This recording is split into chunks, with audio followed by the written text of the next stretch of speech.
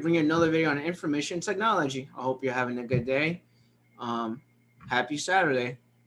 Today we're gonna do Comptia training as always. Let me turn my light on. Should I turn my light on? Turn it on. Turn it on. I'll leave it on. I'll leave it like this. It's fine. No light today.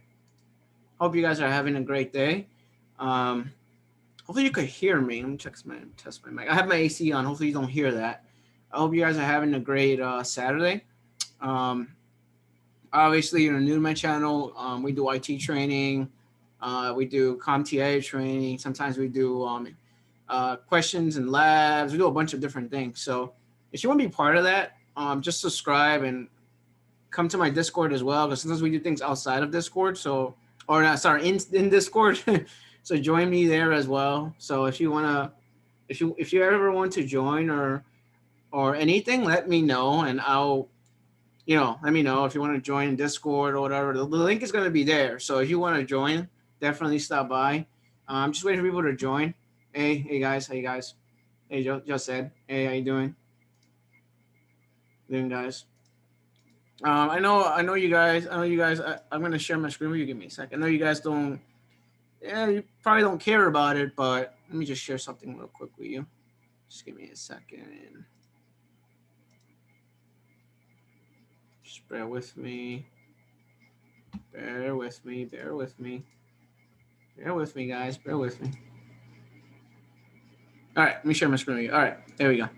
Yeah. So if you guys are following me, I enabled this tab called membership. Oh, and I changed my I changed my wallpaper, by the way. You see my wallpaper? It's not the same wallpaper. It's totally different.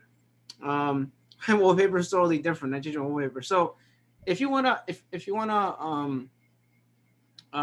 support my channel, that's entirely up to you. I'm not forcing anyone to support my channel. I have a membership enabled on my channel now. I just enabled it like literally like a week ago, like 2 weeks ago. So if you want to support my channel, I have a membership tab open right over here, and basically, membership tab is it's $2 a month. And that's level 1, and then level 2 is $5 a month. So if you want to support my channel, or if you want to support my content as a content creator, or you want to support anything that I do on YouTube, you could join. It's a monthly subscription. It's $2. It's $2 a month. The second one is $5 a month. There's two different ones. So all you hit is the join button right over here, and basically I have two different ones right here. So obviously, if you don't want to, I'm not selling anything. So if you don't want to do it, don't do it. I'm always gonna post videos with whether or not you're a member or not. So it's gonna go to everyone. So if you want to support me or you want to support my content, I created membership tabs. There's one called support. It's $2 a month, and this one is called IT support specialist. It's $5 a month. And I'm gonna start adding more stuff to the $5 a month one. Which one? Basically, the $5 a month one will be me like going over your resume. I'm gonna do one-on-one training with you for free. I'm gonna do give you career advice, stuff like that. All like little things like that on Discord. So you have to be part of my Discord for $5 a month. Same thing with $2 a month. You gotta be part of my Discord as well. If now you're not a part of my Discord, you could always email me, my Gmail account. But basically, I'm gonna do one-on-one training with you. I'm gonna go over your resume. We'll go over like your weak points in IT and stuff like that. Just support my channel. So if you join and support my channel, you could just always PM me. He's like, Kevin, I joined this subscription, the $5 a month one. You let me know, and then if you want me to look at your resume, you want me to give you some career advice, or you want me to help you with something, or maybe you're stuck, in something, or maybe you're stuck with your career. You don't know where to go. You're really stuck at something. You don't know what to do when you have desktop support experience. You don't know how to be a sysadmin or how to be a network admin. You need some advice from me, let me know. I'll go ahead and grab someone that has network admin experience, and I'll have them talk to you. Same thing with sysadmin. Maybe you're a desktop support specialist and you're trying to get a sysadmin role. I'll go ahead and grab one of my guys that has a sysadmin, and I'll go ahead and have them talk to you. So let me know. This is obviously free. It's not, it's not, I'm not forcing you to do it. Like if you want to do it, it's entirely up to you. You want to support my channel, it's up to, I'm just advertising this before I go over to the Comptia training. This is a membership tab. I have two people part of membership right now. is Haifa and someone else right now. I have two people part of it. So obviously, I'm not forcing anyone. Like I said, I'm gonna say it again. I'm not forcing you to join. So, and all my videos are gonna be still free for everyone. It's just if you want to add, if you want to support me or do anything, let me know, and we'll take it from there. You know. All right. So let me open my other tab and close out of that. So you see now I changed my background, by the way. My YouTube wallpaper is different now. So let me start sending invites and stuff like that. So just bear with me. Let me stop sharing too. Just give me a second, okay? Just bear with me. Bear with me. And go over the exam today. Just do a little bit of exam training. Should be fun. Um, all right. Good to see you guys. I hope you guys are having a good day. All right, just bear with me, okay? Oh, Esdot is here. Oh, Esdot, that's the first time I've ever seen you on on my my YouTube live. That's crazy. I'm gonna Esdot, I'm gonna add you as a moderator, okay? If you don't mind, I'm gonna add you as a moderator so you could control anyone that comes in. KP Techie is here too. I like Keep It Techie. How you doing, man? I'm gonna make you as a moderator too. Keep It Techie, just in case. Just kick anyone that is having issues or spamming. So I'll make you a moderator too. Keep It Techie. First time I see S dot here, so I'm gonna put you as a moderator. Did it work? I had to use a moderator. Why is that not working? There we go. All right, there we go. All right, cool. So let me send the invite. Just give me a second. So we're gonna go here. We're gonna put that here. Password is 988 735.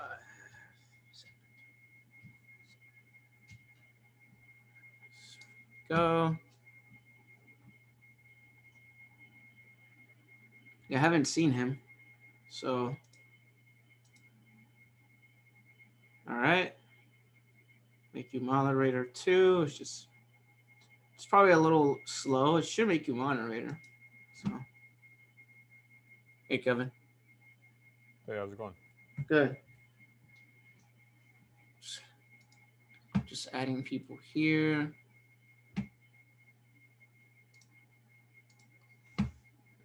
We got 3 people joining.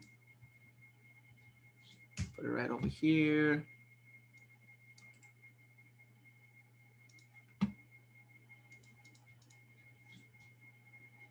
If you want to join me. That's the right passcode. I'm gonna invite everyone over here too. So just bear with me. I got my AC on because I'm dying over here. Just bear with me.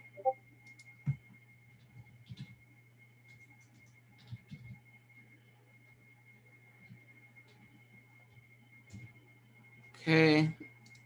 Let me refresh my tab.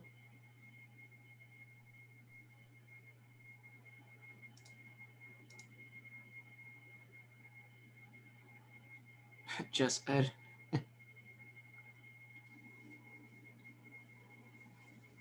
Hey guys, how's it going? Hey Steven. How are you? Good, man. How you doing? How was your weekend? Or how was your week rather? Very, very stressful. Oh God, what happened?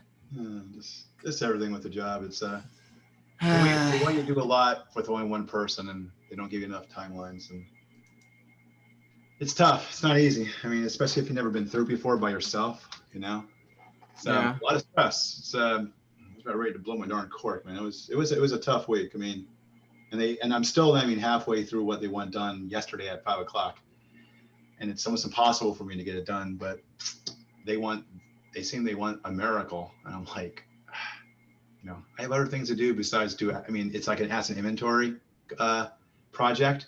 I have like over 450 computers I have to double check to make sure that it's either live or in stock or out there in the world or something like that. It's a lot of work. I had to go through like 4 or 5 systems to try and see if I can find the device, try to see who is attached to that device, try to see where it is, try to see if it's even usable. Is it being shared? Oh my gosh. I'm like, guys, this is not like a 2-minute process.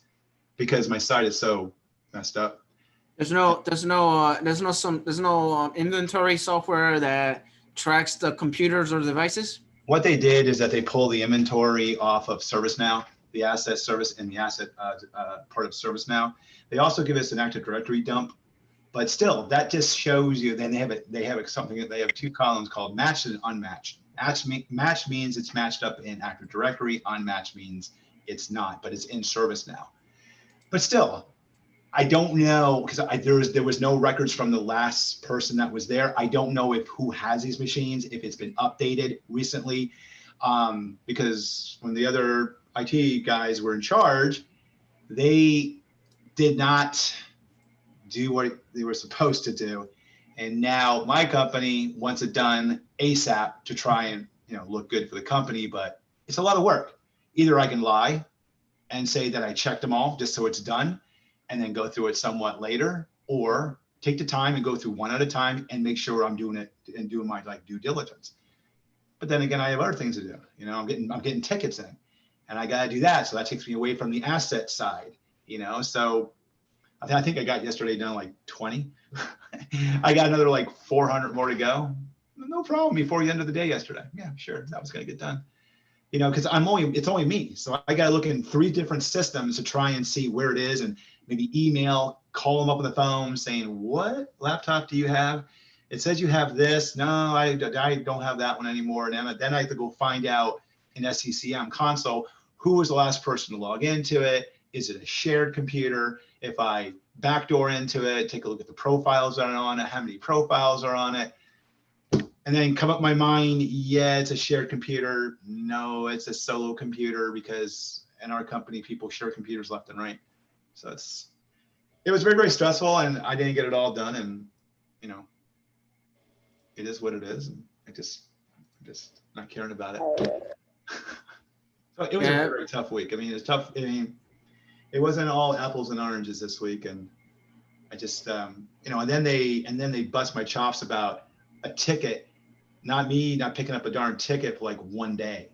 And I'm like, seriously, guys, like I'm doing a lot more things here. If I miss it because I'm an email, and stuff like that, but it is what it is. And, it's kind of tough, but it was fun. It was hard.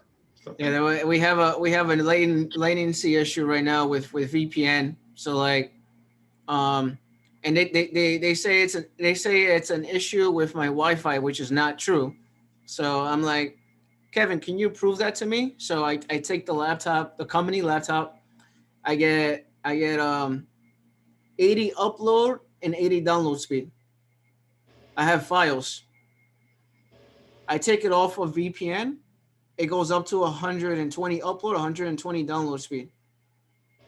If I grab my desktop, my computer, my regular desktop, is 950 upload speed and 950 download speed. So there's something wrong with the system. There's something wrong with the company VPN. Nothing wrong with our system. Nothing wrong with my computer. Nothing wrong with my internet. Nothing wrong with my Wi-Fi. It works totally fine. So there's an issue with the company laptop. There's an issue with VPN. And I'm over here battling back and forth with the network team, because they're telling me there's an issue on my end when there isn't. There's an issue on their end, and I'm getting frustrated and annoyed by them, because I'm like, this is an annoying issue, because I've been having this issue for over a year now. So it's an issue I've been mentioning to them like over a year now, like literally like last year. And then I'm getting this pull and push from the IT director and from a bunch of senior managing directors, telling me that the VPN is not working the way it's supposed to work, and there's no functionality, that it can't do their work. It's messing with their productivity. So I'm having this issue where basically the Wi-Fi is not working the way it's supposed to work, and it takes a user 20 minutes to open a document on the shared drive. So those are the issues that I have right now, and I'm getting really annoyed by the network admin team, because I already proved to them that there is no issue at all with my setup. There's an issue on there, and I'm not the only one that has this issue. There's a bunch of people having the same issue. So and like another thing too, they wanted me to do was take a kind of map the actual network out, like every switch, every router, every server, and they wanted all the serial numbers and stuff off of it. I'm like, guys, how am I going to look at the darn serial numbers on these Cisco switches? I'm sure they're underneath, and there is no spaces between. They have everything all pancaked up like on like top of each other. I'm like, I would like maybe the networking guys to take a look at the iOS, go in there and get the freaking serial number off the switch if they have to. Unless it's in the back, I kind of searched on some, we have 2960 switches.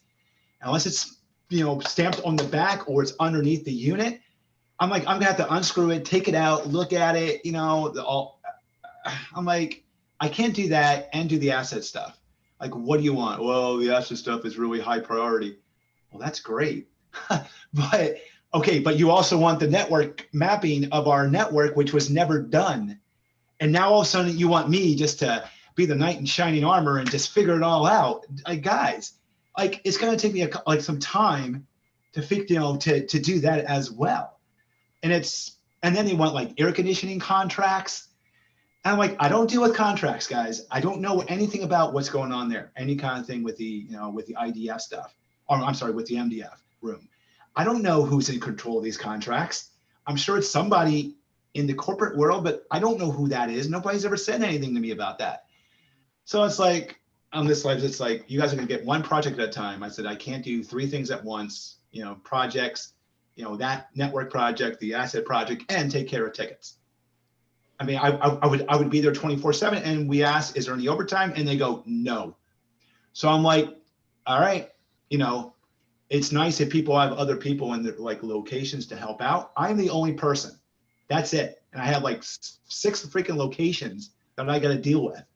So it's like I don't have time to do all this administrative stuff, but it is what it is. It was Hey guys, sorry. I mean, this is why I don't come on Saturdays. I'm just showing you around. This guy, I have to run after him. He got 5 stitches yesterday, by the way. Oh, wow. And, on his forehead. That's like in 3 months. That's 8 stitches right now. So. No. So now, like, I'm running after him. But I was listening to you, Steven. I think it's best to just kind of like learn as much as you can, and maybe if this is not getting better, then you should start looking at different areas, because it seems like if they're not going to add a team member, you're going to be doing a one-man IT shop forever, right? And also maybe you should introduce, if you have the ability to introduce applications, like maybe introduce more of like Spiceworks inventory systems or something like that, because tomorrow they may give you another. Tomorrow they may give you another project, and you may be running around again for all this stuff if it's not done like in a network type of systems, like where it does go scanning, like you said, you go and do the inventory, and then you see where all these machines are attached to which users. Yeah. So this should be one-time work for you right now. You go in there, you do all that stuff. If you implement something like Spiceworks inventory systems or any other systems that are doing this stuff, it's going to come back again to you in 3 months, 4 months. Like, hey guys, we are doing another upgrade on a hardware, and I want you to go back and do another 400 round again. So of course, that's not how you're going to be doing this stuff for long term. So you may need to either push them to add systems or let you add systems like that and make it easy, more proactive IT for yourself. Or maybe after a few months, you should be like, okay, they're not adding a team member here. This is not going to work. You start shooting out your resume and start doing some changes, I guess. I mean, Danish, wait, Steven. Very, very stressful. Danish, I just want to pause for a second. I know. I'm sorry to interrupt you, but Danish looks so much better. I don't know what's going on with Danish. I don't know if he lost weight. Danish, did you lose weight? Or like you doing exercise or something? Well, I did lose a lot of weight because of that diverticulitis thing. So I didn't eat meat for almost 3 months. You look skinnier. You look like healthier, actually. I'm not sure. I definitely, because I was better. I was 215, and now I am around 203, something like that. So I did lose some weight. I see it in your face and your stomach and everywhere. You look so much better. You look healthier. I'm about to start working out too, so let's see. We're gonna have. You look better, man. You keep it up, man. You look better. No, you look way better how you were before. Before you were like really sick. And this head, I can hit people with my head and do some damage. You look so much better, man. Keep it up, man. You look good. You look good. Thank you. Even if people in the comments are saying you look healthier, because I know you were sick. You were very sick. Thank you so much. Yeah, man. Thank you so much. Yeah. Yeah, so All right, listen, yeah, listen go to on. listen to Donish, yeah, man. That Yeah. was good advice, man. That's good advice. I think I just have to learn how to process it. Like I was never like a bit when I used to work for IBM, we had a second guy, so it was me and somebody else. So we could unload stuff on each other. For me, now I'm feeling all the weight on my shoulders. I never did that before. And I even told the guys, listen, this is my first time really by myself with like multiple sites.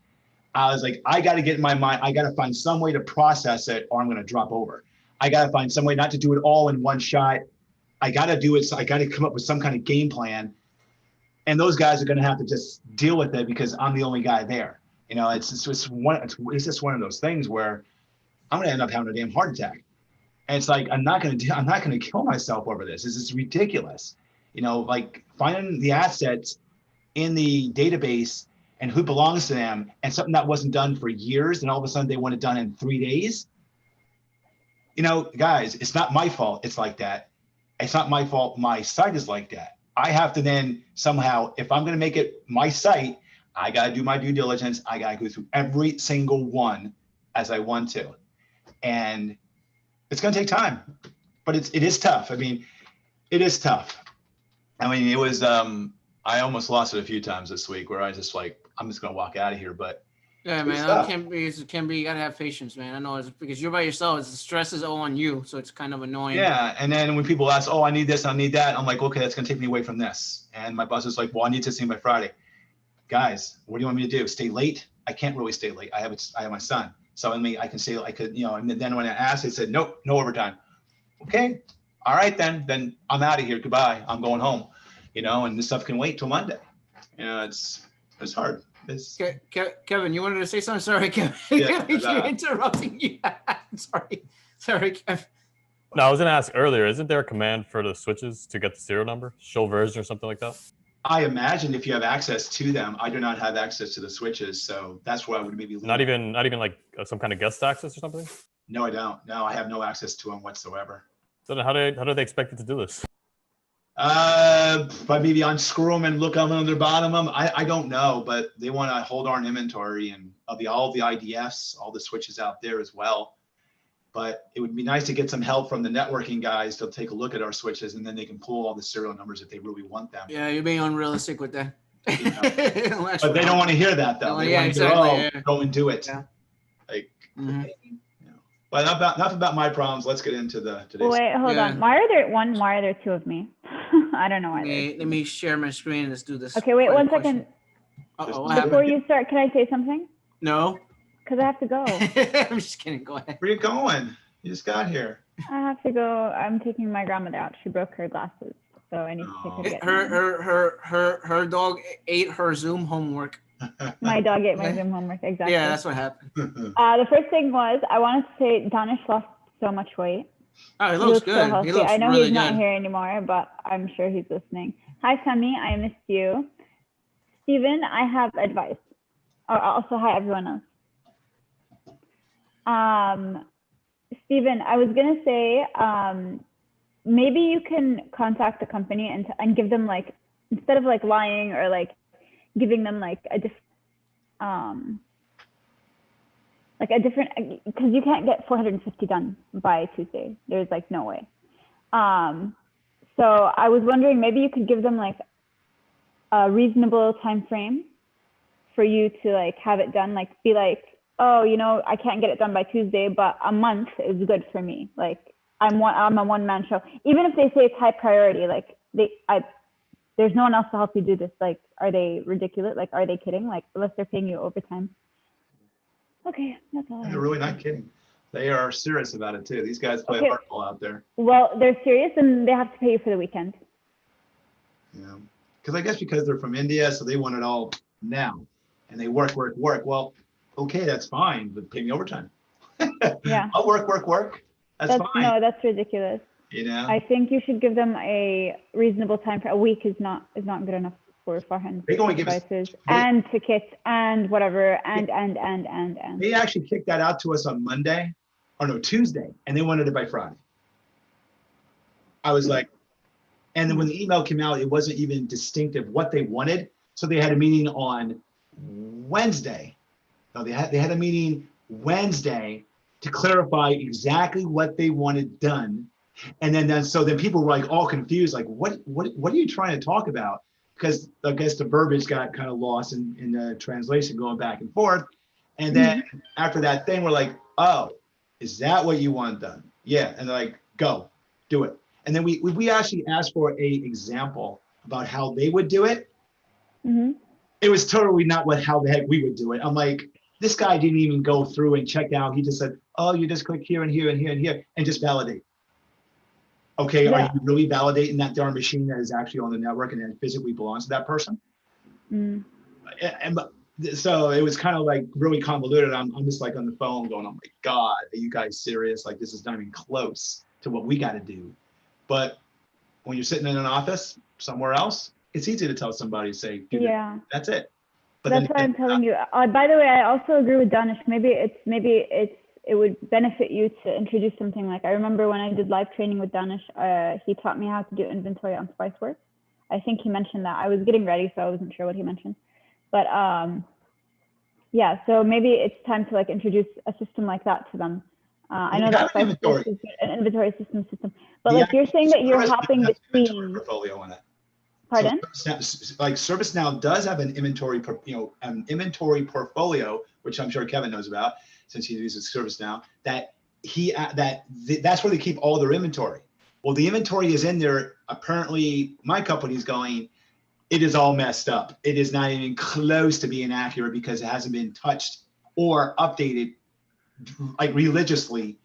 But these, when it comes to asset inventory, what I learned from IBM is that you got to be on top of that 24/7 every second of the day because things change. And then once you get it perfect, it's all messed up in like one day. So it's a very ongoing thing. What they're kind of doing, they're trying to come together and say, okay, this is what it's almost like. Let's try now to tweak it as we go along because it's so messed up. But now they're putting all the onus on us, which they never put the onus on the other guys. They did and they didn't. But the other guys never really input it into the system right. Now they're trying to really clean it up because they know it's. Yeah, a week is not enough to clean up someone's mistake. Absolutely not. I that's what I would do. Like even if I just got hired, I would be like, listen, that's not. I have that issue, Steven, with laptops. We're supposed to convert everyone to laptops, and they're trying to be realistic with that, and I'm like, no, that's not gonna happen. So they wanted me to do 6 laptops, 7 laptops a week. Oh, a week? That's not that bad. No, but it takes 4 hours to set up. Yeah. Per user. We have like 400 laptops, and keeping track of that and inventorying it so that we can get new stuff and know what we have, know what we don't have. It's a mess. It's really messy, especially right now because they're all like out with students and stuff. And yeah, I imagine it's bad. We have a system in place where we use SSEM as inventory, and then we have Ivanti as inventory too. And then we have another software, like a third software that we use, and it's like 3 different softwares we have because the problem is that the computer never checked in 90 days, 30 days, 60 days. Some companies have VPN. The person never connected to VPN, so it doesn't check in at all. Some people take laptops with them and they never tell anyone anything. It does happen. So this is why you have all these different programs to check all that, if that makes sense. So and another thing too with the virus that's going on, everybody there maybe had desktops, but then during the change they all went to laptops. So now we see, oh, they have a desktop and a laptop. What? No, they have laptops now, not desktops. Okay, where are all these darn desktops? I don't know. We're getting like, okay, guys, like, do they have laptops? Do they have desktops? So everybody who's working from home probably has a laptop. So because nobody's at work. So I imagine everybody in that office has laptops. So I was like, but I see desktops attached to them. Then I got to figure out what happened to the freaking desktop. That's what's happening to me. That's what happened to me. I have no idea what happened to the darn desktop. I wasn't here at that time. That's what's happening to me, Steven. Unemployed. That's happened to me. Like sorry, I'm gonna head out, you guys. Okay. Bye. Bye. Yeah, that's happened to me, Steven. I'm like, wait, do you have a laptop or a desktop? And I have to find out. Oh, I have a desktop. So where is it? Why can't you log into it? And then someone else has a laptop. Then someone else has a desktop that's like has Windows 7 still and is really, really slow. Only 8 gigs of RAM. Then I have another person with a laptop that has never been set up for VPN. It's just, I don't know, man. just, Yeah, it's very daunting work. I mean, you can have a job just with asset inventory. I mean, that would be your full-time job. I mean, that could be. I mean, I'm sure. I mean, they have people like that. But I mean, just being a person at a site, if you have a lot of computers, just trying to keep up tabs of where everything is, it's very, very difficult because it's constantly changing. It's not static. It's very, very dynamic. It changes by the darn minute. You know, somebody's machine breaks down, they put a ticket in, and nobody updates it. Boom, it's all out of whack. You know. yeah, it is. I agree. It's hard. It's very, very It's difficult. hard. Yeah, it's hard, man. All right, let's get on to the fun stuff. This is the Enough of us. Enough of this. About our jobs. Enough of us complaining.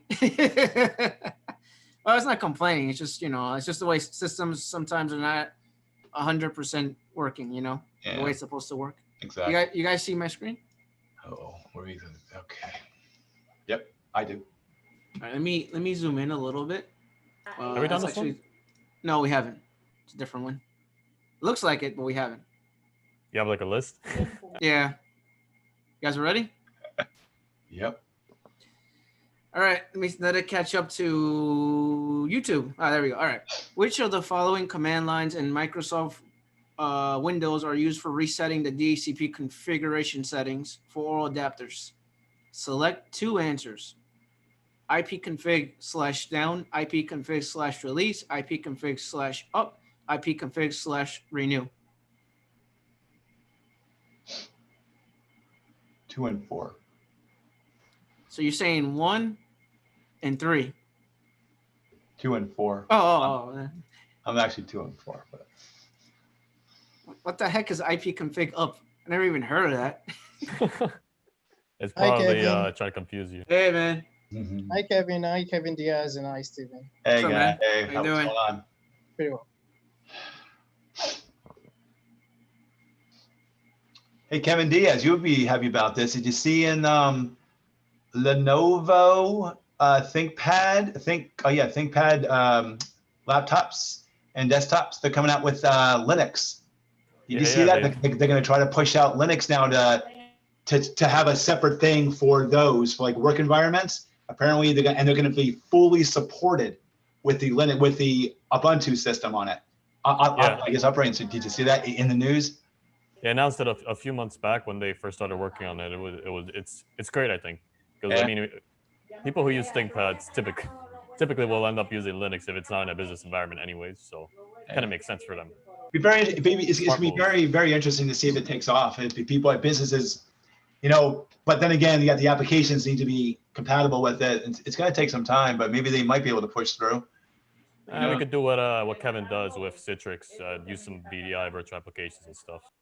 That's my opinion on the matter of how it should be handled. The Microsoft Office, you can install into a Zen server, Citrix server, and then just have that. Mm-hmm.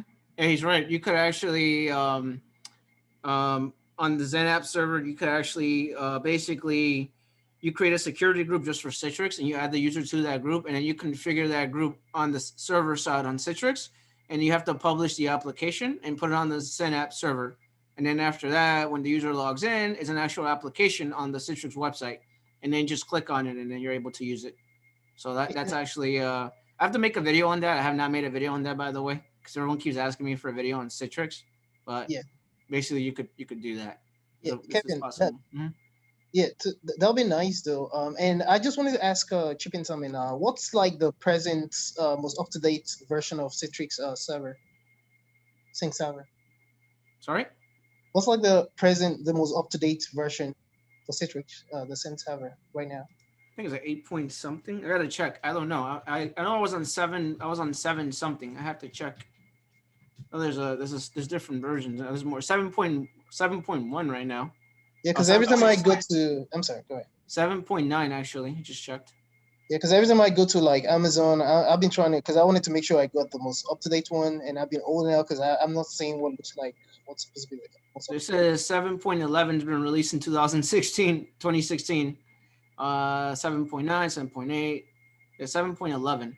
So it takes them years before they release newer versions. That's what they'll take a couple of years because it's gonna be like, it's one of those things that it's like Windows, like like if I was I'll give you an example, I guess.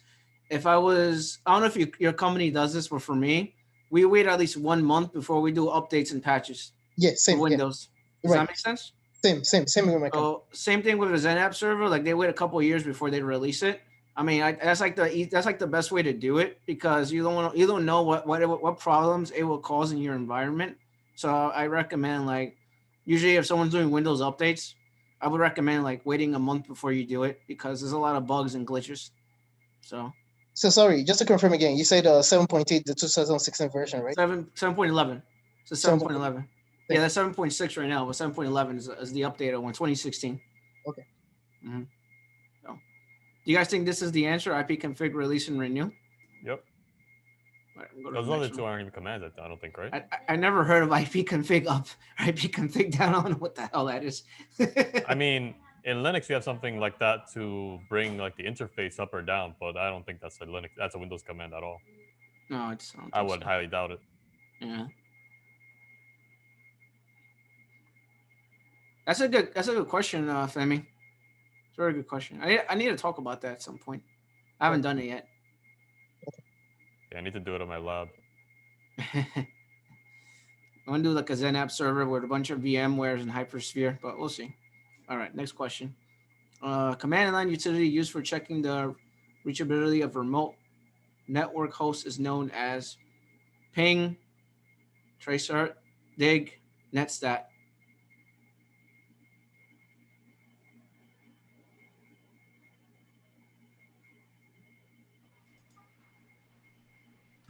I want to say trace out because it says remote network host. Yeah. I'm looking at the reachability. That's why I was thinking. I mean, ping does it too, but for network host, I want to say trace route. Maybe I'm wrong. But, I mean, Checking the reachability of a remote network host. it's either ping or trace route, one of the two. It has to be ping or tracer. I don't think dig is not a command for Windows, right? Kevin? Which one? Dig? No, dig is for DNS. Yeah, something else. It's the equivalent. It's the Linux equivalent for NSLookup, or the modern Linux equivalent for NSLookup. What does that? We have NSLookup as well, but dig is like the newer version that does a little bit more things. And what does dig stand for, Kevin? Do you know? Anything? I think that's just what it's called. Oh, really? Interesting. There's a lot of cool, weird names in Linux. There's not a lot of acronyms happening. So it looks again on second thoughts that looking at the way the way when you use trace routes, it looks to like you hop onto like the hops, and the hops and loopbacks. So I guess ping, yeah. I don't know. It's kind of. Yeah, it has to be ping. I'm gonna pick ping. Everyone's saying ping in chat. Say ping. Is that a real? Oh, okay, someone said if config up and down. Kevin, is that right? That's for Linux. You can do the interface. You can bring it up and down. It's like enabling and disabling in Windows, kind of. Oh, that's pretty cool. Or turning it on. I don't remember if you could turn it on or off, or if it's just enable disable in Windows. But it's kind of like that. Steven, did you see? You don't watch Keep It Techie. He has a video on installing Linux that looks like Windows 10. I saw that yesterday. It was pretty cool. Me and Kevin were talking about it. Me and Kevin were talking about it. Was it called Mint operating system? That one there? That one? No, Linux FX. It has every single. It has like it's themed out to look exactly like Windows 10. It looks exactly like it. No kidding. I'm like, what the? Wow. Yeah. Me and some people were talking about using that, and then getting people that are like really anti-Linux. Like they say, "Oh, I need Microsoft Office or Excel because in order to do my work when they don't really actually use all the features." And then see if they'll be convinced. And then after they do all their work, like, "Oh yeah, well you were actually using Linux, not Windows." Because there's a lot of people like that. They tell me, "Oh well, I need Office and Excel," but they don't use any of the features that actually are exclusive to Office or Excel, to Word or Excel, whatever like that. All right, next question.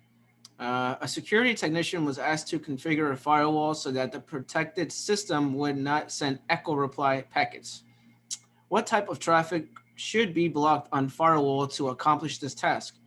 SMTP, ICMP, HTTP, SNMP. ICMP. What is that? Internet Control Message Protocol. It's definitely not SMTP. Definitely not that. Hey, Steven, what's SNMP? Secure Network Management Protocol. Is that what it is? Secure Network Management Protocol? I think it's simple. Simple Network Management Protocol? Close. But yeah, this man knows every single acronym, I swear. I had a bad week. Luckily, I can even think. That for me is ICMP. I agree with you. Yeah. Definitely not SMTP, not HTTP, not SNMP. So, and everyone's saying that in chat too. Actually, I'm gonna agree with chat. So Yeah. probably it was ping on the other question because they're piggybacking off that. That other question going back and So, forth. Yeah. Ping is based on ICMP. Mm-hmm. Makes sense. Let's wait for it to catch up.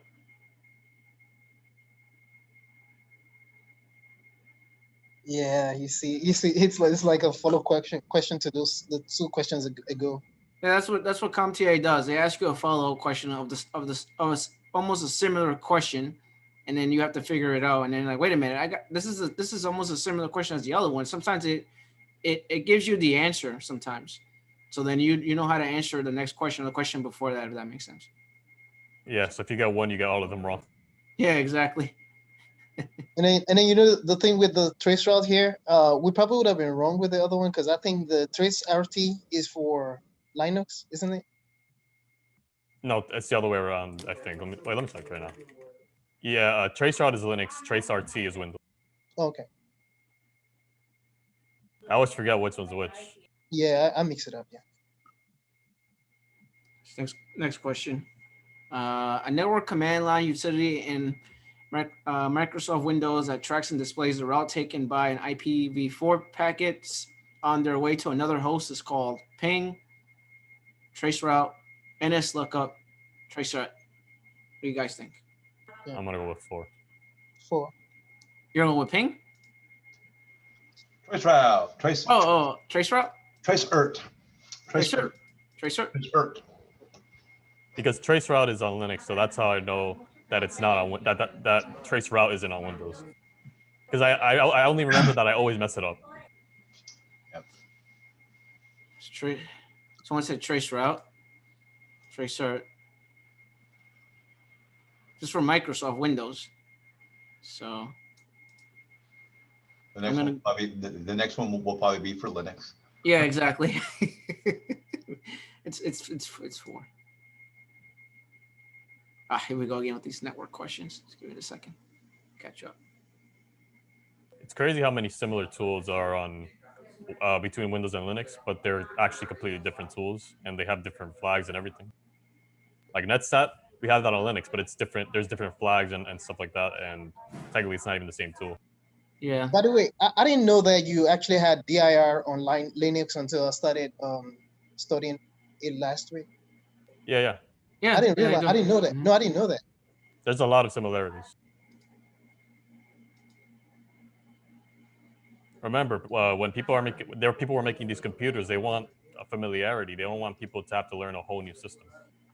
So if people were used to using Unix-based systems, and then now they have this thing called DOS or whatever, or the other way around, whichever one it was, I don't remember, then you don't want to make something completely new.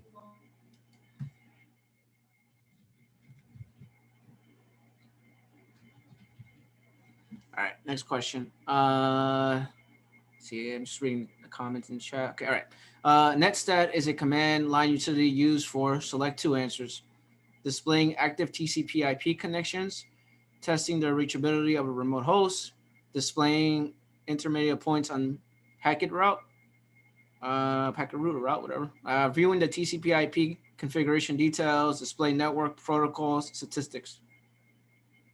What do you guys think? I know 5 should be one of it, I believe. I'll take the first one and the last one.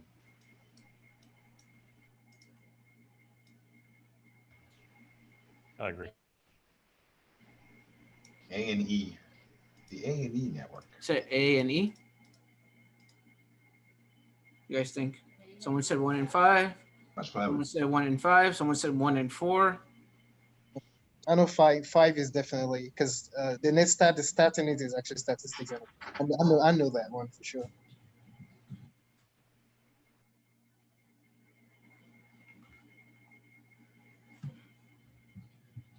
Because it's meant to give you the details of what's going on in network baseline statistics, definitely.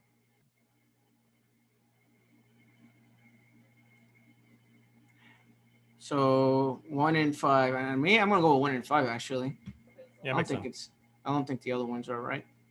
Yeah, and viewing rather than displaying rather than viewing as well makes sense.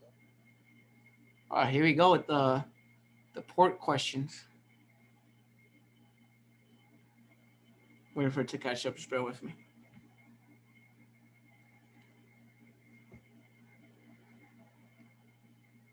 I do not remember. Yeah, it's a little delay with YouTube and Zoom, which is fine with me. It's a security reason why they do that, but it's okay. Okay. Okay. Which netstat parameter allows you to display all connections and listing ports? -A, -P, -E, -R. No, minus A. I'll say -A for active. I say -A because I'm familiar with -A. Yeah, I've never seen -P or E or I think it's A, B, and C or something. What do you guys think? You run the help command and figure it out. Nah, I think it's A as well. A for active, right? What is -E or R and P? What is that? Anyone know? P is well, actually no. I was gonna say on Linux at least it shows which program it's running from. But I don't know on Windows. Curious. I don't remember. I just memorize a combination of things. NTOLP or what is it? Something like that. ANTP. There's like some certain combinations that I just memorize. No, I'm looking at it right now. I actually just brought it up. I put ping/help. I got -T, hosts, ping a specific host until stop.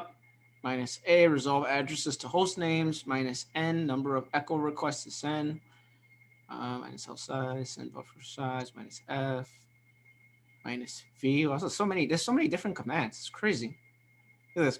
-P, ping a Hyper-V network virtualization provider address. Huh. -4. Look at that. That's crazy. On the computer, what's it called? The stuff you meant to read for. I've only seen -A, B, and C, at least for Windows, and there's nothing on the Linux, so that's a lie. I just know. No, it's pretty. There's like the majority of the commands I use is just -A and -T. I don't really use the other ones. That's just me, and maybe I don't know, maybe -4, but that's about it for me. I don't know if you guys use any of the other commands, but that's just me. So yeah, I haven't used netstat a lot in a long time. I've only used it like 2 or 3 times max. yeah, it's interesting. On Linux though, that's a whole nother story. Yeah. Yeah, I was looking use at it all the time to see who's in my computer. I'm gonna catch you, Kevin, one of these days. What? It's gonna say kevtech.exe, but it's on Linux, so it's Oh still my gonna God. say .exe. Oh my God. Yeah, Kevin, like I told you in the when you look at the outline, you only see at least for Comptia, you only see A, B, and C. At least, yeah, that's as much as I remember. When I think about -R, you know what I think of? I think of shutdown -R. That's what I think of. You guys know what I'm talking about? Yeah. It's /R, right? Yeah. Or shutdown -I. You know what I'm talking about? Yeah, so just to show people, because people are going to ask me, like, what are you talking about? So this is shutdown -I. So if you do shutdown -I, just for people that are new to IT, I do it all the time in my job. I know I'll go on to the next question. I just wanted to show you cool tricks, actually. You might as well go over it because you might do this in your job. So literally, if you type shutdown -I, you get to select your computer, or you could browse for it on Active Directory right over here. And then you hit shutdown or restart, and then you tell the computer what it is, and then you just put the reason why you put the reason why you want to restart the computer, if that makes sense.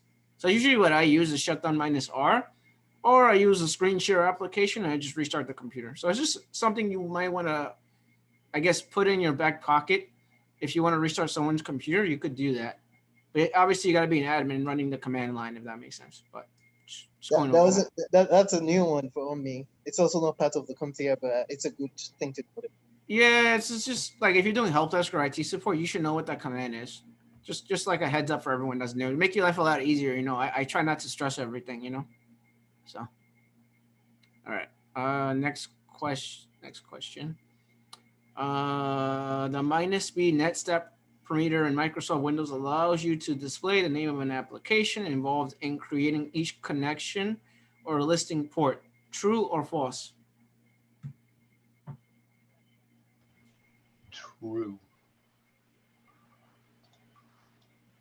For me, it's true. What do you guys think?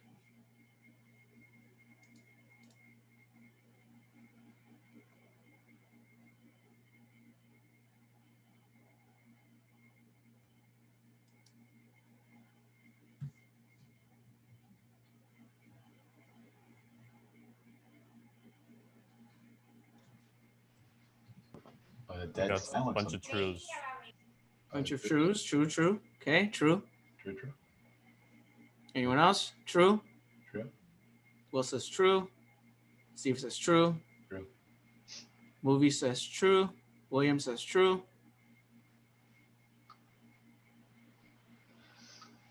I think it's true because the only difference between it and the NetStats A is that one just shows you the statistics. Yeah, because I remember reading something like that. Where you been, Femi? Where you been, man? I missed you. Yeah, I've been doing a lot of things. That was really random me saying that, but I missed you. Where you been, man? Yeah, I've been onto a lot of things. Setting up my own lab and getting on Linux and Red Hat. I see HSA and work, Apple. Just doing a lot of random things at the same time. I was getting the Femi blues because I haven't seen you in forever. That's what I was getting, the Femi blues. I'm still trying to get to your levels. So no, I don't know anything, man. I only know how to paint. Yeah, I know a guy that says the same thing on my job. It's good seeing you today. Why is it asking us specific flags for a command? This is such a waste of memory space. My brain doesn't need to memorize this stuff. Yeah, and Kevin, and this was something I had to find a way to put in my head before I went to take the Comptia, because it's ridiculous. Yeah. This messes with me because I only have memorized the Linux ones, so they're different. So when I go to Windows, I try to type the same thing, but it's not going to give me the same result. I do that, Kevin. So I was helping a user with a Mac machine, and I type ipconfig, and I'm like, wait, what? What am I doing? It's ifconfig, and I'm like, crap. Yeah, it's really annoying switching back and forth. Because I had a user that they're using Citrix, and they're trying to remote into their computer. So you have to download Citrix Workspace, which I did, and then I'm trying. Their internet is like messed up, so I'm running ifconfig or ipconfig first, and then I'm like, wait a minute, I'm not running the right command for this. It's throwing me off. And that's why I think it's at least a saving grace is that Macs and Linux are basically the same across what I think. Yeah. Well, they're similar enough, but they're. Mm-hmm. I just think it would have been worse if they were also far apart. Yeah, William says that you guys need to use a different exam system. Well, this one is pretty good. It's just this is stuff that you will see on the exam. Actually, you'd be surprised. Yeah, you'll see the Comptia exam. It's dumb. And I'm telling you, the majority of the questions that you've been doing are actually exactly the same. I mean, it's still fresh in my memory. I still took it. Yeah. All right, this question. Yeah, and you haven't seen the printer questions yet, man. Yeah, printer questions are really annoying, but we'll go through them. I'm trying to get as many exam questions as much as done as possible for everyone that's new to IT, because some people are trying to take the exam, if that makes sense. So, all right. Which of the following NetStat parameters display addresses and port numbers in a numerical form? -B, -N, -Q, -R. Someone said -N. Someone said -B. Someone said -N. Someone said -N. I'm gonna say -N. I'm gonna say minus N as well. What do you guys think? That's what it minus is 10 for on no. my side. Minus N for Nancy? Yep, for Nancy's. Because that removes that like name resolution. That's what I think. That's how I Okay. memorize it. Okay. I'm gonna go with minus N. I'm gonna put all my cards in Faith and Will and say minus N. All right, let's go to the next question. Someone said minus B. I think it's minus N. Just give it a second. Let it catch up for a second. Hey, look, I answered this one earlier. You did. Just let it catch up. Which of the following CLI tools can be used for troubleshooting DNS-related problems?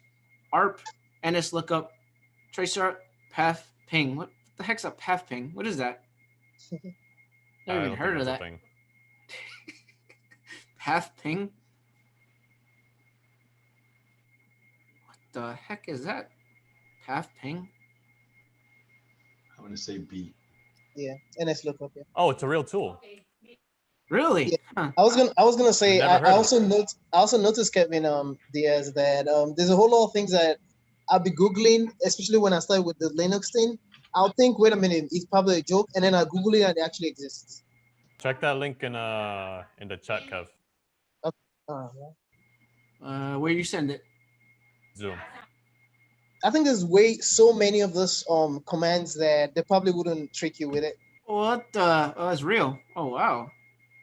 This applies to Windows Server 2019, 2016, 2012 R2. Huh. Interesting. Learn something new. Yeah, that's what I knew. Yeah, that's interesting. I think it's NSLOOKUP. What do you guys think? Jeremy said path ping is similar to traceroute. Really? Yeah, that's what it looks like. Yeah. Steven, would you take the A+ again if you had to take it? Sure. Yeah, I guess. Yeah, if I was going to study for it a little bit more. Yeah. Yes. Me and Kevin are thinking of taking it again. But I'm already grandfathered in for life, so I don't have to take it. But probably you are too, Kev, right? Are you, No, I'm not. I'm not. Oh, really? Mine expired already last year. The old ones used to do that, but not anymore. Yeah. I think it was like 701 pre that. It was a lifetime, but not anymore. Mhm. It's every 3 years you got to renew it, or get a new cert that's a higher level. Or you take a Continuing class. education. Yeah. Yeah, or you can take continuation. CEUs. Yep. But it's hard to get a lot of CEUs, like to get enough. Well, you Professor Messer gives you that. Messer, I don't know if you know that. I was gonna say that. Yeah. Yeah, but it's only it's like 120 or something. It's a lot of credits. Yeah, you have to back in 2010 when I took mine, I got them in right before they changed it, and we were grandfathered in for life. So I'm grandfathered. Well, you're lucky. Oh yeah, I just made it right like a month before they actually did away with the whole grandfathering thing. I'm like, yes, I'm in. He goes, yep, you're actually done for life, so you don't need to go through that continuing education stuff. I'm like, good, thank the Lord, yay! So my Network Plus and my A Plus are all grandfathered in. So if you actually took the Comptia A and then say that like a Network Plus and then Security Plus, and say for example you see that my progression, you didn't want to like, but if your Security Plus is about to expire, and you take like the continuing class, that would still cover up for all of those other certifications that you took earlier before the Security Plus. Supposed to renew every other one. Yeah, if you get like a more advanced cert, it renews the other one. Oh. And then if that one's about to expire and you take a continued class, it would renew that and renew the ones before it as well. All right, that's a good question. I have no idea. Oh, boy. So what do you do when you guys take that continuing education? You guys got to take an exam to pass that and to get it renewed? No. It's courses and classes. Courses, webinars, classes, conferences, anything that you go to can count for credits. And then you got it validated and you just hand it in. Yep. Thank God I don't got to do that stuff. It's more stress. Man, oh man. All right, next question. The following command can be used to shut down or restart a local or remote host running Microsoft. Didn't I just talk about this? exit, shutdown, reboot, task, kill. I just talked about this, didn't I? I feel like I just talked about this.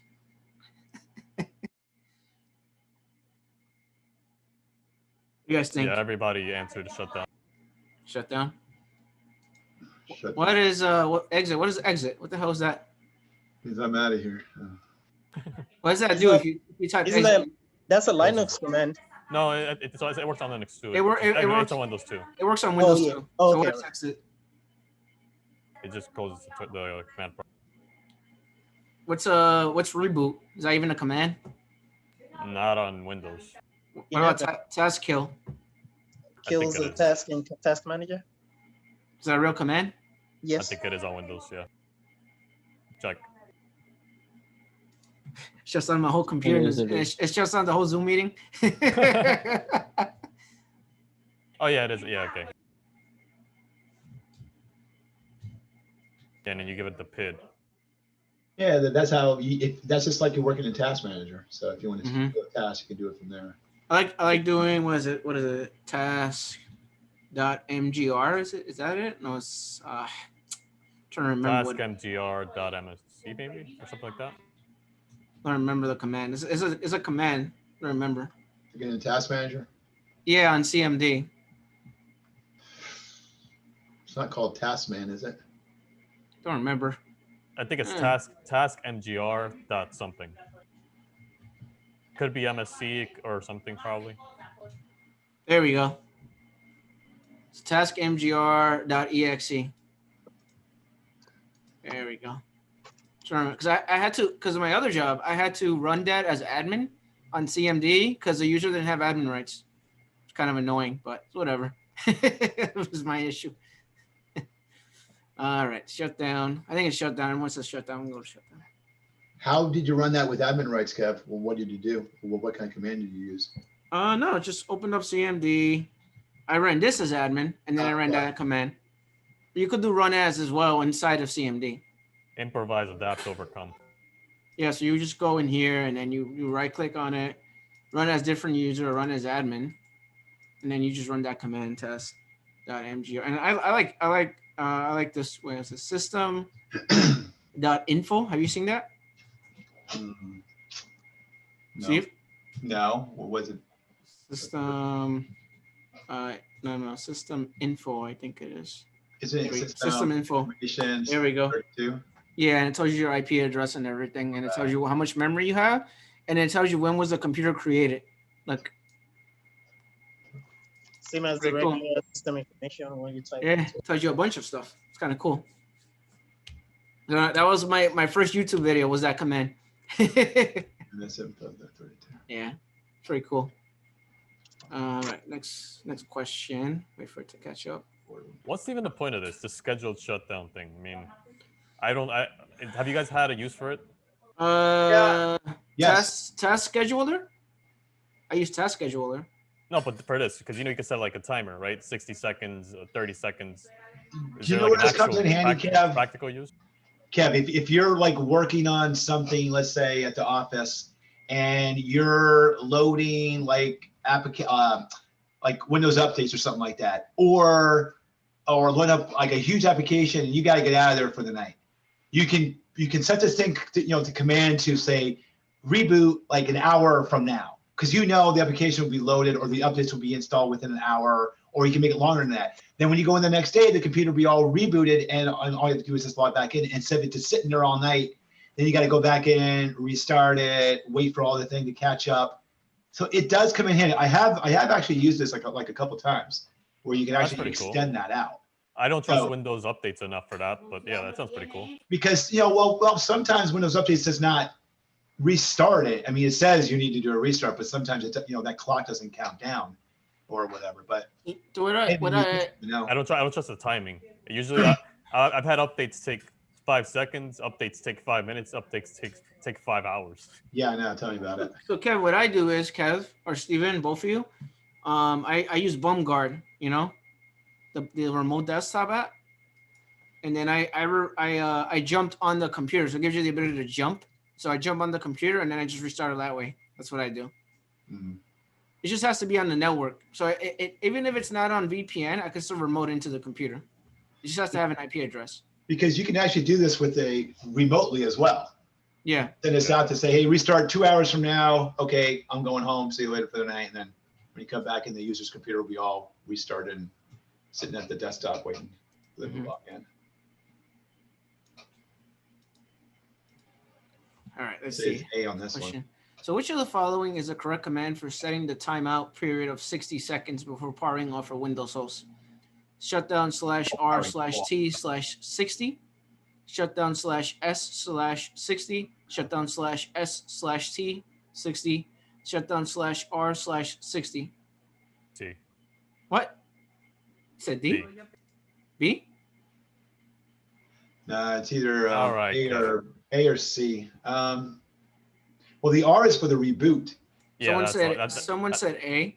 But I someone almost said A, and then I saw it said powering off. powering off a Windows host. It doesn't say restarting, no.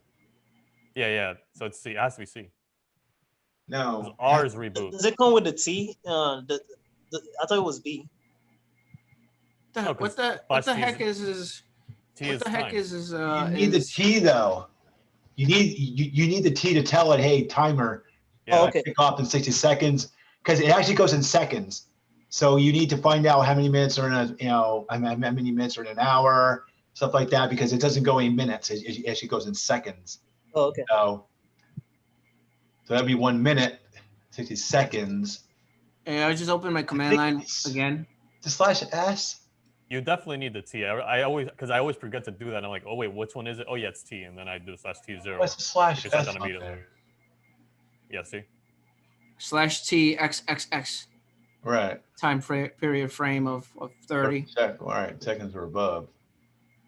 I don't know. I guess there is a range from 10 years. You can actually make it restart in 10 years if you want. This is what the kids do sometimes at the school. They put a script and they put it in the startup folder, and then it has a shutdown /R 5 seconds or something like that. And it just every time you boot up, it shuts down. So you got to go That's to weird safe mode though. to get rid of that. Full shutdown and restart. Oh, okay. So it does I guess that's where so there's no /S in there at all, is there? There is no switch for that. Yeah, there is. /S shutdown. There it is. So it must be the C then. It has to be C. I'm picking C. So it's shutdown with a timer 60? Yes. You know how I know? Because I constantly use the terminal to shut down computers sometimes, just from the habit from Linux. So like it's just fun. I don't know. But look, if you look at here, it says usage of shutdown. Look. Damn, you can do a lot. Huh? Wow. Yeah, it's different ones. And then of course, if you do a remote computer, do you see the /M /computer? That's how you can do a remote computer. Mm-hmm. Yep. Which is really cool.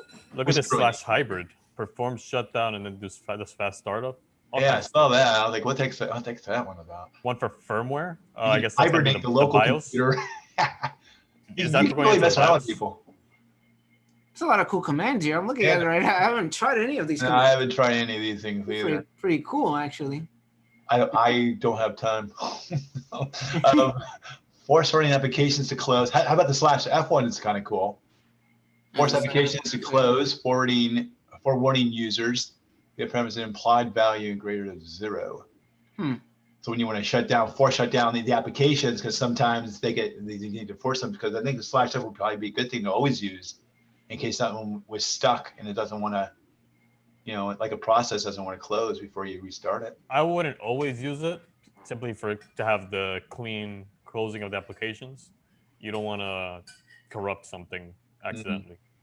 But if you're having trouble, it's probably like it's freezing or something weird like that, it's probably a good idea. You guys think it's C? You always want there to be a clean shutdown, so that the applications have time to close other stuff, save all their files, as well, all the stuff. I think it's C. I didn't know about the other commands. It's pretty cool. That is pretty cool. So this one's restart. So it's not R. It has to be S. So Yes, sir. It's not going to be B. B is just there's no timer on it. Right. It's just, the T puts the timer on it, I guess, right? It's either restart or shut down. Correct. So it's either the R or the S there. All right, we'll see if we get that one wrong at the end of this. All right. Hey, Kev, do you know if the Cisco AnyConnect client uses the Microsoft.NET Framework 4.7, or is it not compatible with 4.7, or does it break it? Do you know by any chance? 4.7. I don't know. I don't know. Okay. You have to check. You have to check the compatibility of it. Is it Cisco AnyConnect? So yeah, the Cisco AnyConnect client. Yesterday I had a ticket come in where this guy wanted a PDF creator. So we went out to the website, tried to re-download the current one. In the meantime, it wanted to put on Microsoft.NET 4.7.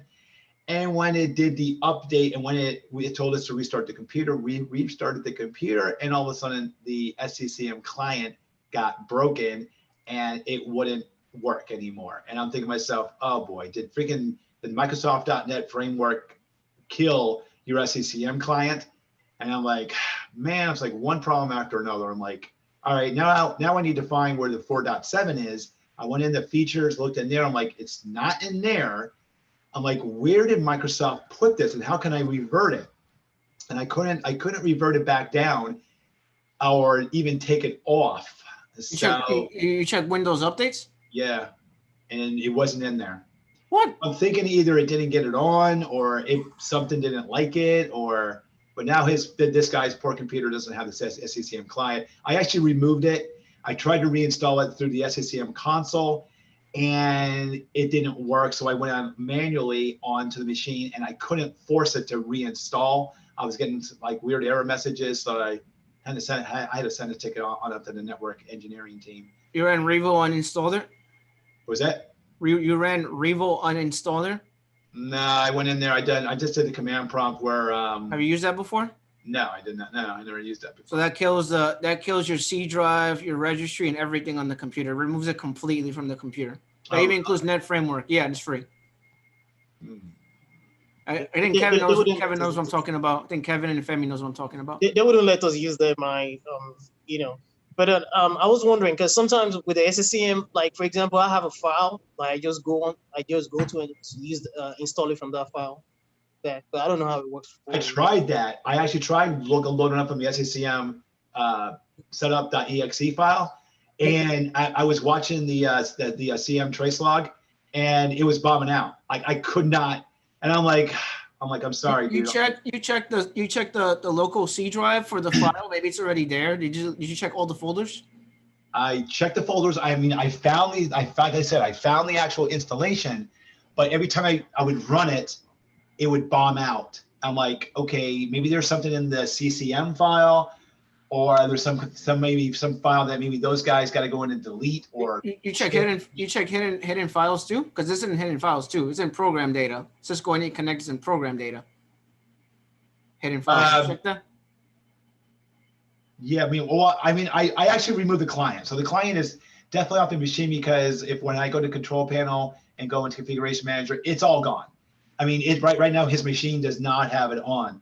I just need the SCCM team to go in there and do their little tricks to get it back on, to force this thing back onto this guy's machine, which is at home. It's probably still in the registry. Yeah, that's what I'm saying. It's either in the registry or it's in program data, because sometimes you uninstall something, it still stays there. Like I had that issue with Cisco AnyConnect where it's still on the computer, even though you removed it from control panel. I could maybe go and search on there.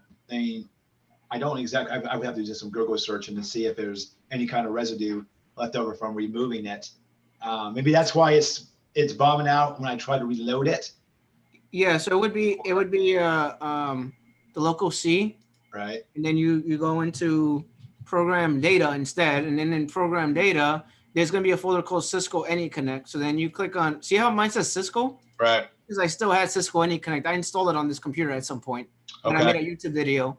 So you have to delete the whole folder because it's still there, and it's probably still in the registry as well. So like if you go to regedit, obviously you're going to go into search. Might be local users or local machine, one or the other. Usually software, and it's going to be one called Cisco over here somewhere. So you might want to check that too. But just be careful with what you do. Make sure you back up the registry before you do anything. Right. That makes sense. I mean, is it possible? Because I've seen some really weird things where when you uncheck that move the proxy, it probably may allow you. Because I've seen really weird things and it kind of just works. I can explain that. Yeah. It has nothing. Yeah, there wasn't anything to do with this proxy thing. It's just For some reason, when we tried to reload that application, I saw the .NET Framework 4.7. I'm like, uh-oh. He's like, what? I'm like, this better not blow it up. I mean, blow up something else. And all of a sudden, he's like, why am I getting a white screen when I bring up Software Center? I'm like, yeah. You ran the offline installer or the online installer? Which one? I ran the command prompt where we go into the folder. See, it was at sccm.ex32exe, whatever the heck it is that. Oh, it's yeah. Keep going. I'll look for it online. Okay. Go to the next question. B. We answered this last. Everybody's in the chat too. Hey! Let's not get too hasty now. No, I'm just kidding. Which shutdown command switch in Microsoft Windows command prompt forces full system shutdown and restart of a Windows host? -S-R/R/SR/I or I-I, sorry.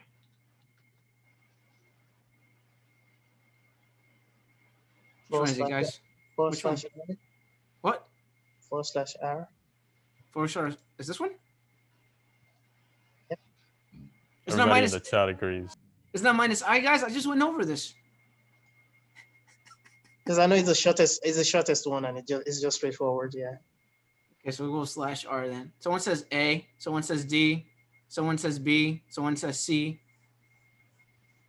It's my favorite. It's the easiest one to remember, so I just know it's straightforward. We're gonna go with B.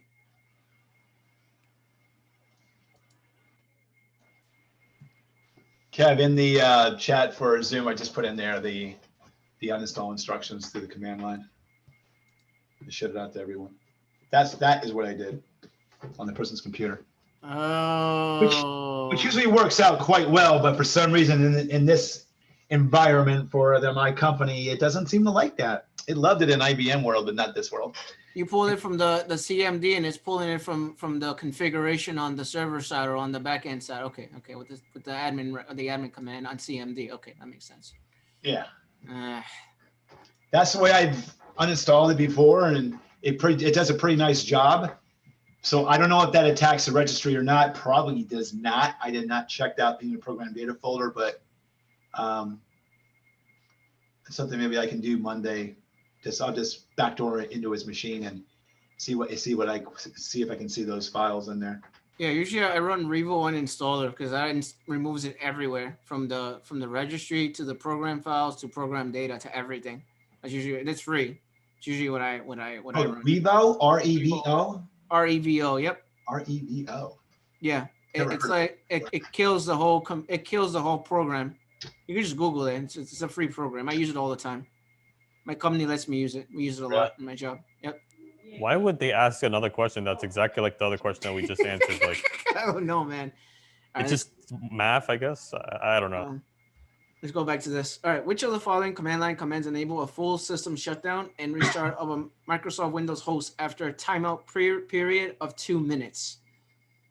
Shutdown /S/120, shutdown /R/T120, shutdown /R/120, shutdown /S/T120.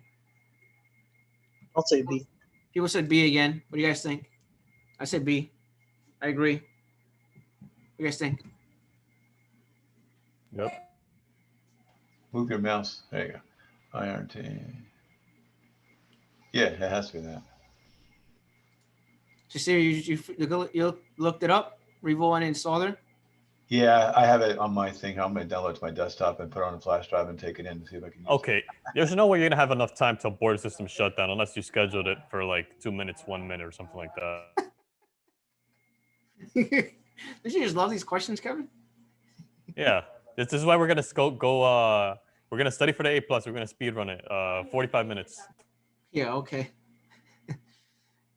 All right. Which shutdown command switch enables aborting a system shutdown /A/Q/E/P?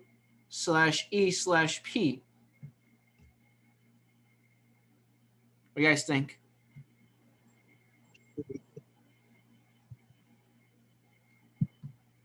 Probably /A because abort. I don't know.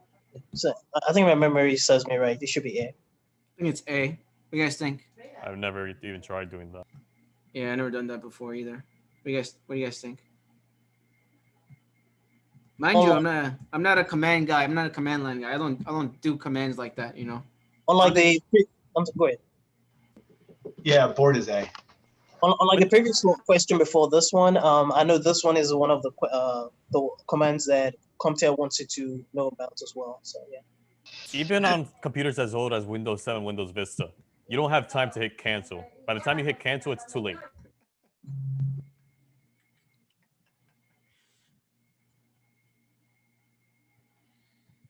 And even if you do cancel, all the files are closed anyway. It's true. But I get it, it's for the timers. I'm gonna go /A. Yeah, too much like programming, Kevtech, LOL. Yeah, man. I don't do programming. You see me do programming, and I mean, I'll be miserable from doing programming. No offense to anyone that's programming. I like programmers, but it's just not for me. You do a lot of scripting though? No, I do command lines on PowerShell, but that's besides the point. Yeah, but It's not that hard, Kev. You just gotta find the right situation. I just never got into coding. I just never liked it for some reason. You just need the right motivation, right project or something. Yeah, it's not for me. Like I can't be sitting 15 hours doing coding in the seat. You know, it's just some people do that. I can't do that. I'd be miserable. I can't do that. I'd be sad. You know, I'll be sad. I'm already sad as it is with all these projects I have. I'm just kidding. So, Hey, Kev, do you use a free one or the portable? The I use a free one, and yeah, it works really well. Like I never had issues with it. So you use but you don't use the portable. You use the free download one. Yeah, the free download one. Yeah, because it's good. There's no like you have to pay or anything afterwards. You know, you can just use it as many times as you want. Portable just means like you can put it on a flash drive and just have it with you at all times. Yeah. I use that a lot. I have like 4 flash drives on me at all times. I have like 10 flash drives with me, and I have a flash drive wallet, like a case, and every flash drive has a sticky note to it, and it tells you what program it has on it. Nah, my flash drive has they're all tied together with a pipe cleaner that I took from my art class in like 8th grade. Funny. Kevin, the hacker that he is, he always has flash drives with him. He has flash drives with him, yeah. Just in case. Yeah, I was on Discord live and I was showing them how I was using Convoot to bypass a password because somebody put an admin password on their computer nobody knew what the password was, so I just bypassed it and then reset it. La. Guys, do not do that at your work. Do not do that at your work job. Hey, I have nobody to answer to, so. I'm the same way. Like, I could do whatever I want. Like the floor is mine in my job. Like no one's gonna say anything to me. So, but I don't do that, you know. They needed access to the computer. They didn't know the password. I knew the key to get the password instead of re-imaging it. Yeah. All right, this question. A Windows command line tool used for prepping and modifying content on Windows images is known as Format, Robocopy, DISM, GP Update. Yeah, yes. Yeah, yes. Let's see. Hey, there's a question for you, Stephen, in the chat. What does DISM stand for? The DISM. Off the hand, I don't know. Would have to Google. I know people. Sorry, guys, I don't know. There you go. Somebody put in the chat: deployment, image servicing, and management. There you go. Kevin, we're on the same boat. Yeah, I don't do coding, man. I prefer being in the front line, just dealing with software and applications and seeing how they work for the user. That's me. That's just me, though. You know, and I like dealing with people too. That's just the way I am. Some people don't like dealing with people. So I like coding, but I wouldn't do coding as a job because then I don't know. I can't do it either. I'm the same way, Kev. If you got too much energy, then I don't think I'm gonna do it. Yeah, it's just me. Like because I work in a hedge fund environment, so I like dealing with people. It's just me, you know.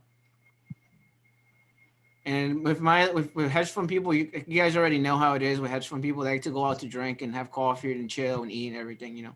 So that's just the way it works in my job. And a few places I worked, those guys love drinking beer and wine. I can imagine. So they can afford it. Mm-hmm. It's like a $20 beer night. Yeah. and I don't even got to pay anything. It's just the company, the manager or whoever puts it in the card, and like, get as much as you want. I'm like, sure. I'm like giving like probably like a mouse trap at work here. Go whiz this thing down the corner. Okay. All right, let's see. The SFC command line utility is Microsoft Windows encrypts files and folders, scans the integrity of all protected system files, and replaces incorrect versions with correct Microsoft versions, displays information about system hardware and software configuration, checks a disk, and displays a status report. Is it B, guys? I think it's B. B, yeah. Yo, but real talk, one time this command has worked. Never again. The system I don't know about you guys. SFC scan now never works. Yeah, I know. They say what if you do it one time or twice, and if it doesn't work, you're pretty much done. Kev Will's talking to you. He says it's not bad for living part-time, like 20 hours a week, but I agree with what you said about coding. Yeah, because it's like you're sitting there all day and you got to deal with these deadlines, and I prefer to do it as a hobby. It's more fun.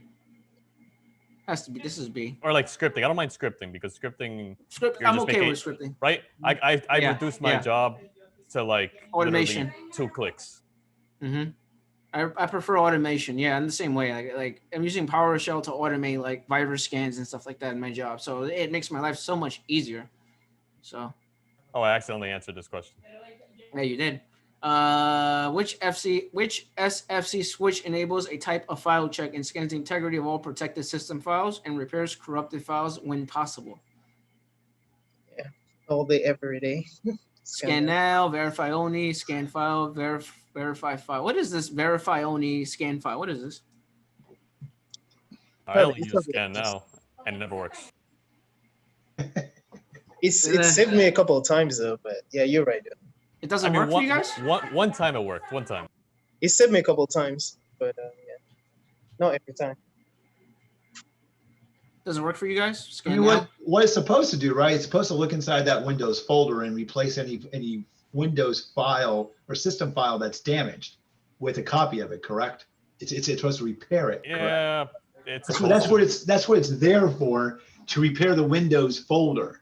I mean, it's a system file checker, so it goes in there and it kind of like scans for the system files and goes, "Are you good? Yep. Are you good? Yep. Are you good? Are you good? No, good. Okay, here, I'll fix you. Next. And but if you get like corrupted ones at the very end where it couldn't fix, yeah, you might have to reimage, or it may get a little fluky as you go. The one that I've been told that actually does work is the DISM one. DISM. Yeah, they're saying that. Yeah. But is that like the new kid on the block? No, apparently it's a classic. It's just that it's not well known. Oh, really? Unless you're like as a beginner, like you don't really. I used Scan Now before, and it worked for me one time. Then after that, it never worked for me. Like I used it on a computer that was running Windows Vista, and it actually worked for some weird reason. I don't know why. There we go. OS2 there, Kev. There we go. Now we're going back in time. Isn't that the IBM one? Yeah. Which of the following is a Windows OS2 and DOS command line tool used for checking a file system and status of system hard drives? GREP, check disk, SFC, DISM. 2. Someone said A. You guys saying A? Is that from the last question? I think that's from the last question. What do you guys think? Has check disk been around forever? Check disk has been around for forever. It's been yeah. Check disk, yeah. It's been around for a long time. Yeah, I know I saw that. It's the file system. Check disk actually does more harm than good. Yeah, it does. I agree with you. It's a piece of crap. If your hard drive's dying, why would you make it do more? I don't. It's not the best thing in the world, but it is what it is, right? Yeah, I would have thought they would have replaced it with something else. Yeah. People said check this, B. I like how YouTube thinks that it's spam. Check this. Yeah, I know, that's funny. People are saying that and it thinks it's spam. And go to the next question before one gets marked for spam. Jesus. switch. We gotta catch up. Oh yeah. It's,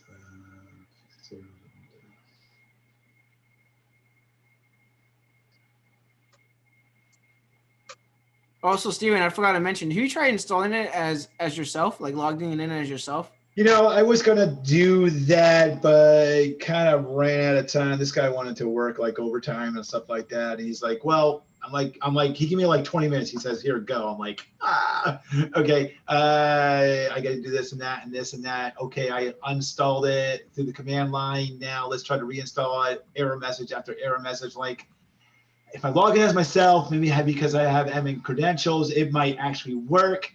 And he's like, I don't have time for that. I'm like, all right, we're just going to pick this up on Monday, or I'm going to shift the ticket on up to the SCCM team and let me know what's happening, and I'll get back with you on Monday and make sure you're good. You know? All right, that's fine. I'm the same way. I'm having an issue with someone with Zoom, and he's like, just pick it up on Monday. Just pick it up on Tuesday. On Monday, I'm off. I'm like, okay, that's cool.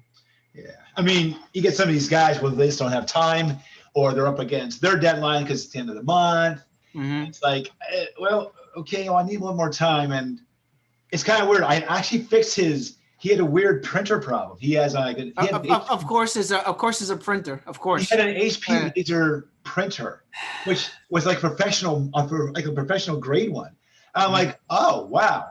And he's like, yeah, you know what? He goes, when I'm on the VPN, I can't print. When I'm off the VPN, I can print. I'm like, wait a minute, that doesn't sound right. Cisco Connect does not care about about any kind of printer. If you're on the VPN or off it, he goes, well, that's not what the networking guy said. And I'm like, well, all right, well, let me have a chance at it because I don't know what those networking guys said to you. And we went inside, we took a look at the IP here. He had a static IP address in there.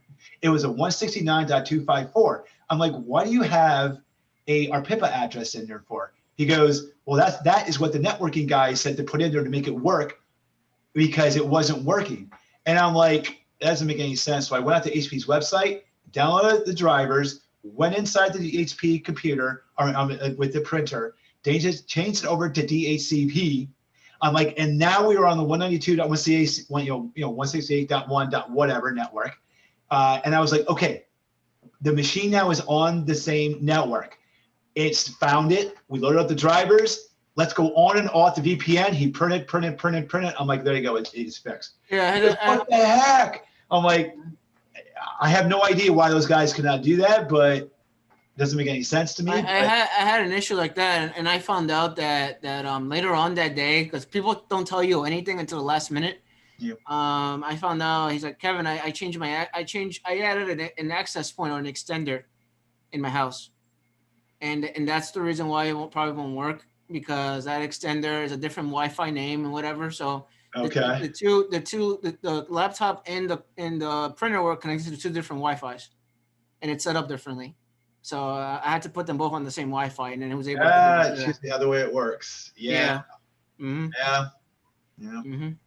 Very interesting things. People working from home now. Yeah. You get all kinds of crazy stories. Mm-hmm. You just got to decipher what they have at home, and then kind of like, because I was like, I never heard about a VPN or Cisco AnyConnect not jiving with a printer.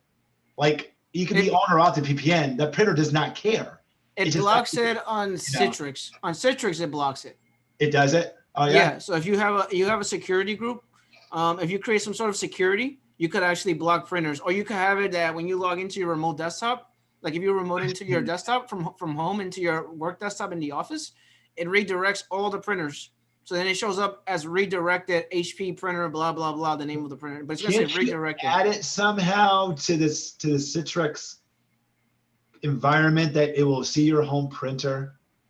Isn't there some way of doing that? There is, but for security reasons, they don't want to do that. So what Is that what it is? Yeah, it's like you log in, you remote into your computer. When you remote into your computer, if you go to devices and printers, it shows up the printer as, it's called redirection or redirect printer, right. HP, whatever. And you hit the drop down, you select that printer, you can print from it.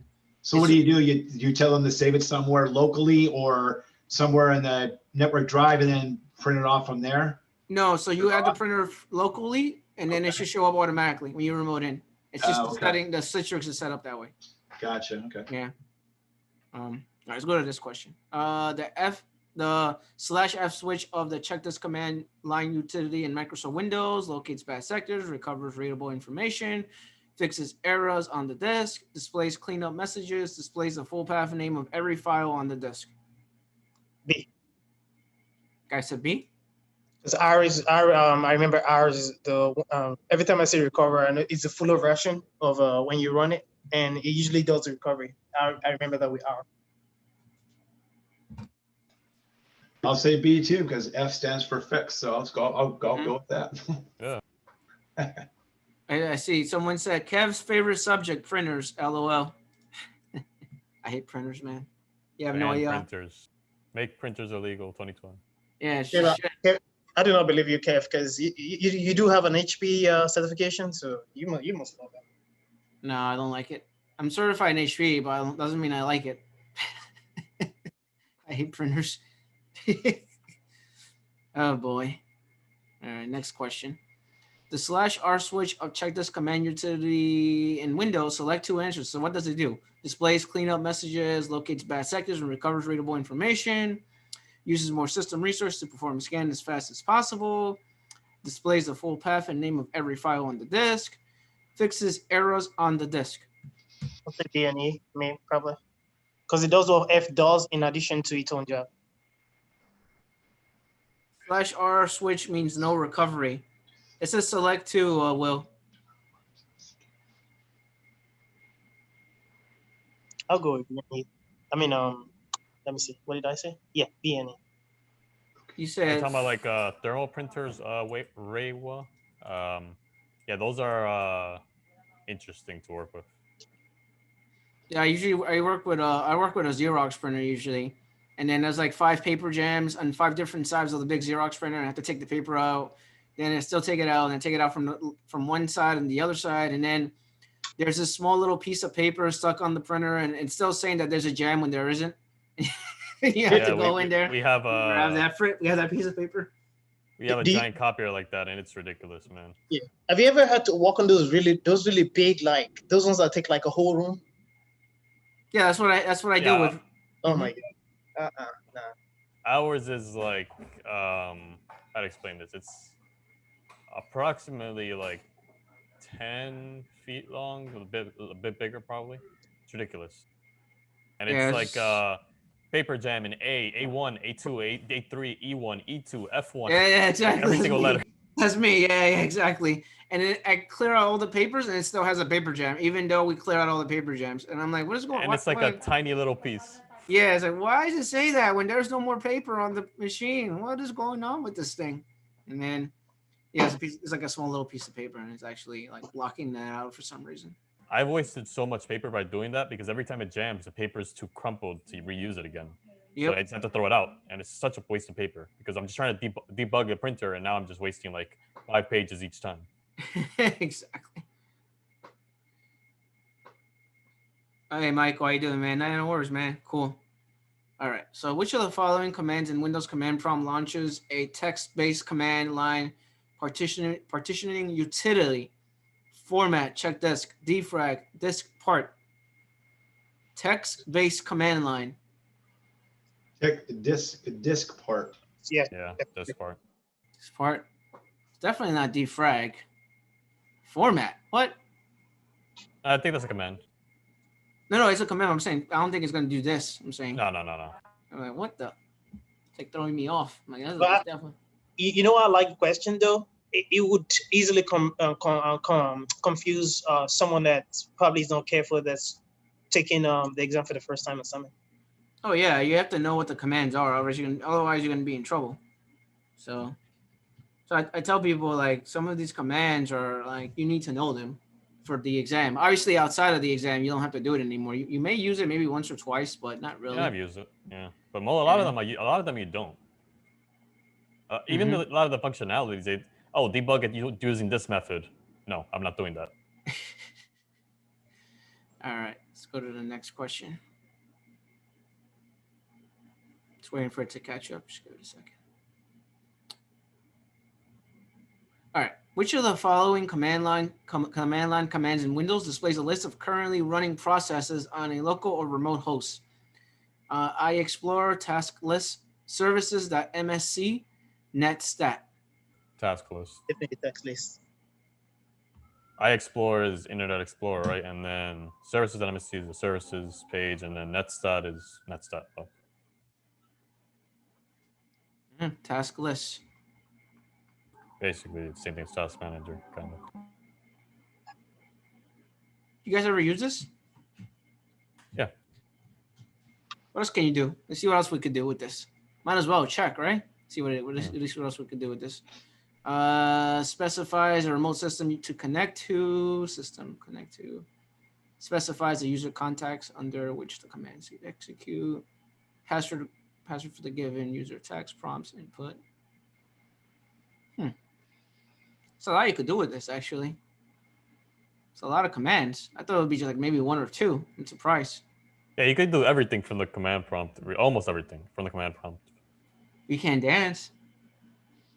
Oh, I'm sure we can make that happen. Like a batch file or something called dance.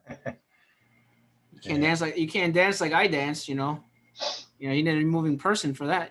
It's gonna open up Windows Media Player with the video of you dancing. Okay. I see what you did there. Yeah. I see what you did there. Good call.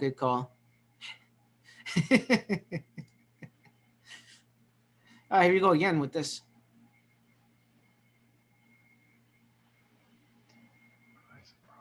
Do you know how to assign licenses on Office 365 to multiple users on student and school? Someone was asking that. Mantis was asking that. I I have don't know not. about Office 365. If that Mantis X job skill share, I don't use Office 365 in my job. At least not yet, anyway. We're moving them over probably next year, like the beginning of January. Yeah, Mantis. A lot of times with schools, they have the For Education version, which is different with licensing. Has a lot of different unique things. So like we use G Suite, and we have G Suite for Education, so it's like free, and so we don't have to deal with that. It just automatically does all of it. Mm-hmm.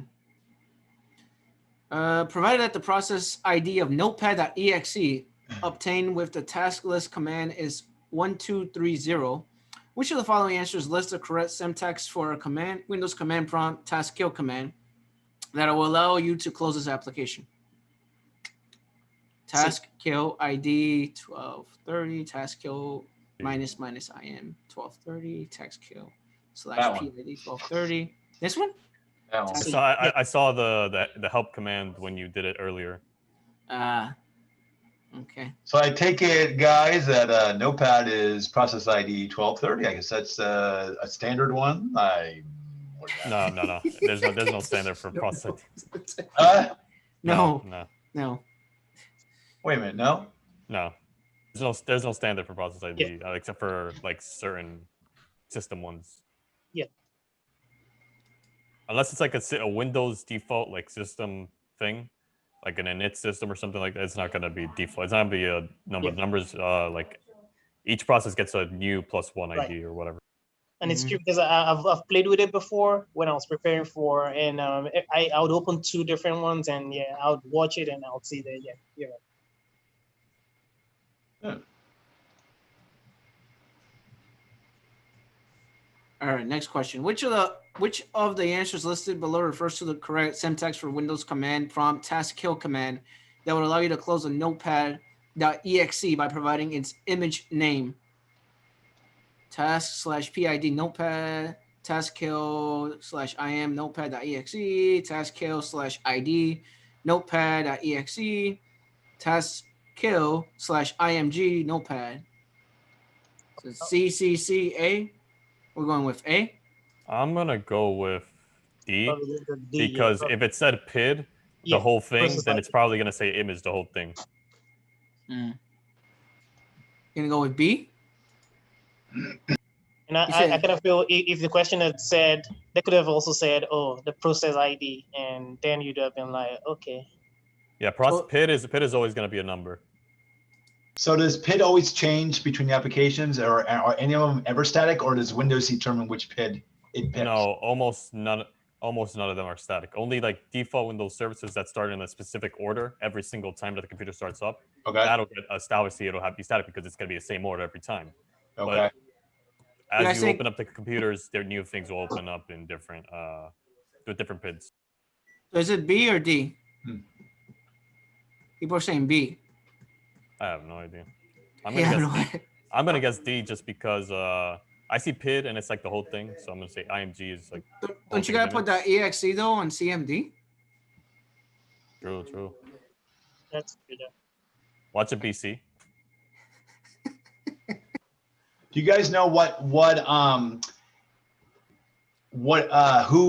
hands out the PIDs? Is it the kernel? The operating system? Yes.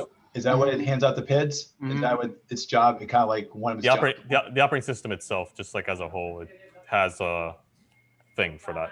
Okay. As the application starts up, it's a whole process. Okay. Ooh, group policy. Interesting. Full group policies. Oh, this is easy. I didn't think they ask group policy questions. Well, is it that? Yeah. Okay. Which of the command line commands listed below allows for updating multiple group policy settings in Microsoft Windows? Convert, GP update, BCD edit. I don't even know what that is.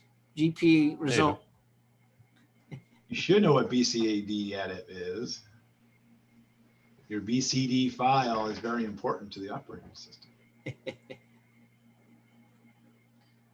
You actually use that if you're doing a dual boot with Linux, you have to use that 100% because otherwise Windows will take over and it's going to break your Linux install. You're not going to be able to access it because Windows is greedy and it wants to take over the boot manager.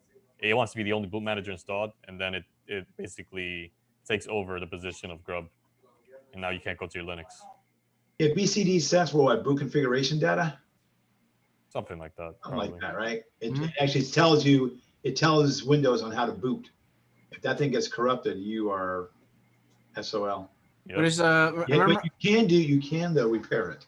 I'm remembering. You know why I picked B as well, because I was with Steven. We spent 2 hours doing group policy on his computer, running different CMD commands, and then we ran GP update. We ran GP update result and everything. We spent hours and hours and hours trying to figure something out. We got it to work finally, but because the ultimate one that everybody uses is GP update /force. Yeah, I do that every day. Yeah, so do I. Like, please update. Always, me too. Always like either that or people restart their computers. Like for me, I do like folder permissioning, and people usually restart their computers. What group policy? Centralized management? I never heard of that. I don't know every single computer and do that if I want that. All right, let's see how we did today. If we fail any of these questions, free pizza on Steven. He's buying pizza for everyone. Let me stop. I'm just kidding. Killing me. You're killing me. All right, let's see. Answer, yep, this is correct. Told you guys it wasn't dig. Come on, guys. Let me stop. I'm just kidding. You gotta dig the domain name out of the I don't know. ICMP, that makes sense. Tracer, that makes sense. This makes sense. Yep. Minus A, I don't know about, I'm familiar with minus A. True for this one. Let's see which one we're going to get wrong. We're going to get something wrong. I already know. Minus N. I have more faith. NS lookup. Okay. Shutdown makes sense. Shutdown /S/T/60. Okay, that makes sense. Yeah, because you still got to put a timer on it. Remember, we just went over it. Yeah. So. /R, that makes sense. /R/T/120, that makes sense. /A, that makes sense. DISM, yep, makes sense. Yep, SFC does that. That doesn't work half the time, but whatever. We'll give them a happy chance. It's okay. Scanel doesn't work either that well, but okay, it's okay. You still got to know it for some weird reason. Check this. Yep.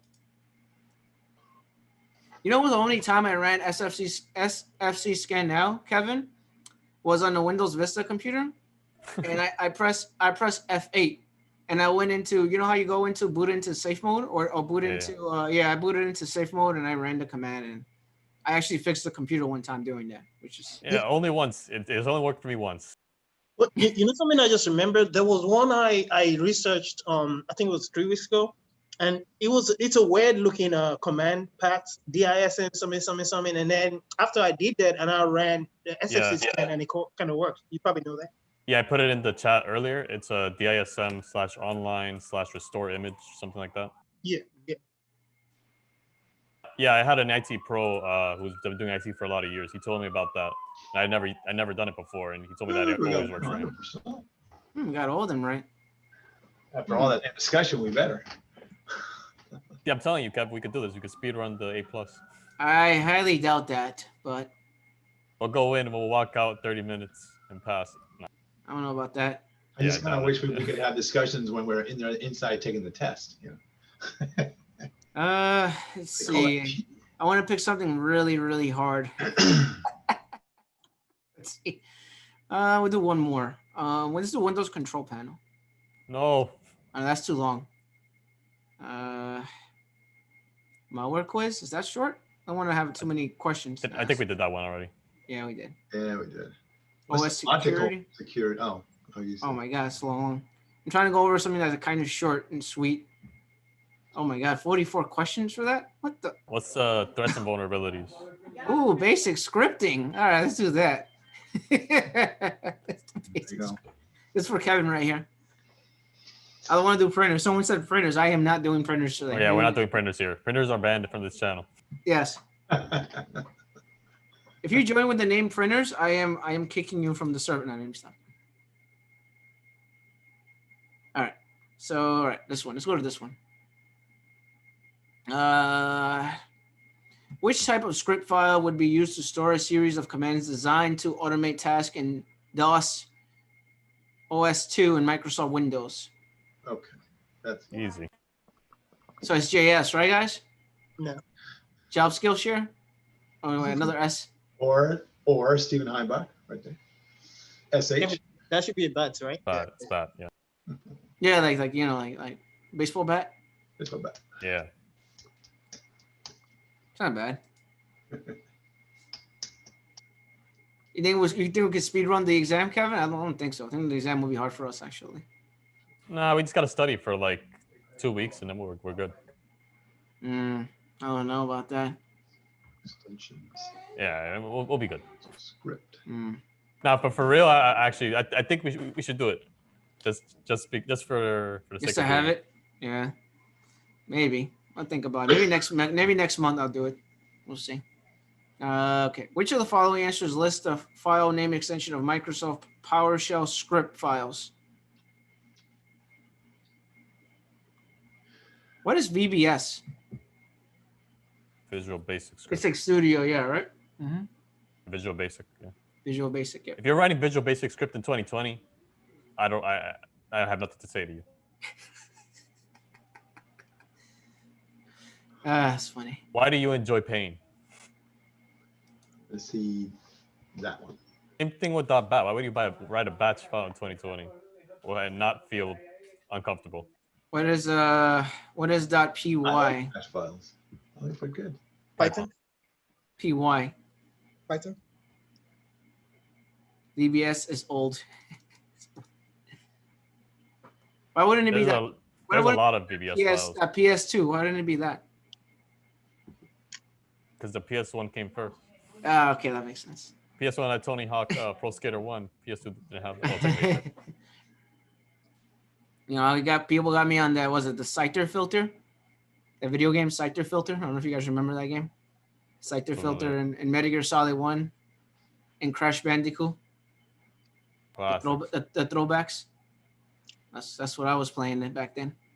And Twisted Metal. The Twisted Metal, yep. All right, let's go to this question.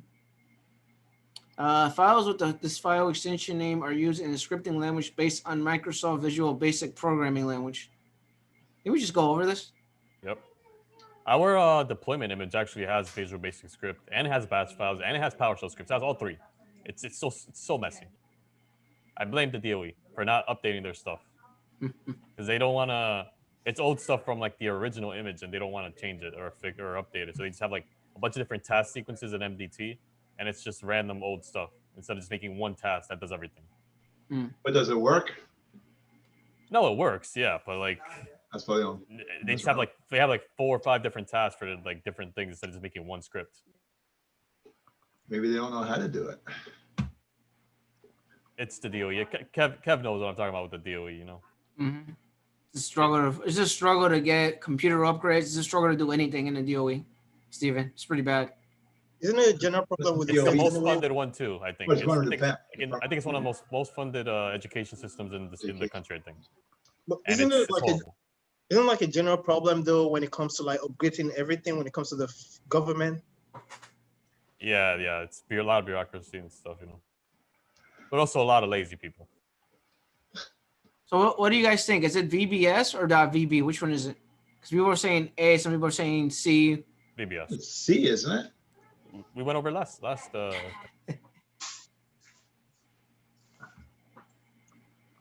because Visual Basic Script.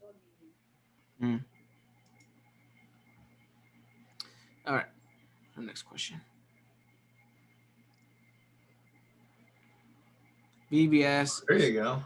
Okay, right. VBS is scripting and .VB is a programming language. Script file. Oh, actually, this isn't entirely accurate now because we got PowerShell and Linux. Yeah. Oh, it says Unix. Why did it say Unix? Which of the following answers refers to a script file type designed to be run in Unix command line? Linux feels sad now. Yeah, it's SH. That PS1, VBS, SH. I have no clue. Should say Unix and Unix-like systems. Unix is for Yeah. boomers SH. It's SH for me. It's SH. What do you guys and think? Mac users. Mhm. Unix is for boomers and Mac users. Shebang. Script file. Script file. It's not bad. It's not PS1. It's not VBS. You just do process of elimination. You know? It's going to be D. It's D, Steven. Process of elimination. Okay. Everyone's laughing at what Kevin said. They know. Oh, boy. All right. Next question. Cross-platform. Which of Yeah, the Python, maybe? Which of the following answers refers to an example of a file name extension used in a cross-platform general-purpose programming language? I'd say Python. Python. .py, .ps1, like PlayStation 1, .vbs. And again, technically also PS1 because PowerShell is kind of cross-platform, but the general purpose part is what where the thing comes in, because People say py. although PowerShell is really cool, I wouldn't really call it general purpose. Py, what do you guys think? Is that right? Is py correct? Everybody else agrees. I do have a question. Like, what's the fine line between calling something a scripting language versus programming language? It's very debatable. There's no real official answer. But scripting language is more like when I think about scripting language versus programming language, I think more about interactive, interpreters, versus compiling something. That's like an easy way to distinguish it, but it's not technically correct. Like with a interpreter language, you just run the command in the language interpreter, and it just does the thing. With compiling a compiled language like C or C++, you have to compile it. It's a lot more structured. But again, it's not really accurate. There's no good distinction. Which type of script file name extension would be used to create a script file that extends the scope of interaction between a user and a web page? .sh, .ps1, .js, .bat. JS? JS, what is that? JavaScript? JavaScript, right? Yeah, what do you guys in the chat think? How do you guys distinguish scripting languages versus like a real programming language, quote unquote. If I see a bunch of lines on the screen, like the Matrix, then yeah, then that's what I think of. But that's not real. Come on now. Because technically, I could call EFI like a scripting language by my definition that I just gave right now, in a way. Mm-hmm. It's JavaScript. It's C. Isn't there like an end of life of JavaScript? I feel like there's an end of life. No, JavaScript is not going to die ever, and it's disgusting. Isn't there an end of life for Adobe Flash Player? Yeah, it's dead. Don't use Adobe Flash. If there's anything using Adobe Flash, don't even trust it. Isn't that what they use HTML5, right? Nah, Adobe Flash is it's just so vulnerable, man.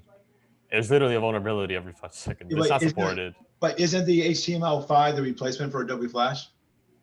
Yeah, in some aspects. Right? Yeah. I thought that's how it was. They actually replaced it. HTML5 has a lot of features that replace things that Adobe Flash did, but there's a lot of things that also that you can supplement with JavaScript and basically replace the whole need for Flash. Which of the following answers refers to a basic programming construct that repeats a sequence of instructions until a specific condition is reached? What do you guys think? Loop. Function, conditional statement, loop, switch statement. I withdraw from that. Think it's loop? Yeah. Conditional statement. Conditional statement is like if this, else that.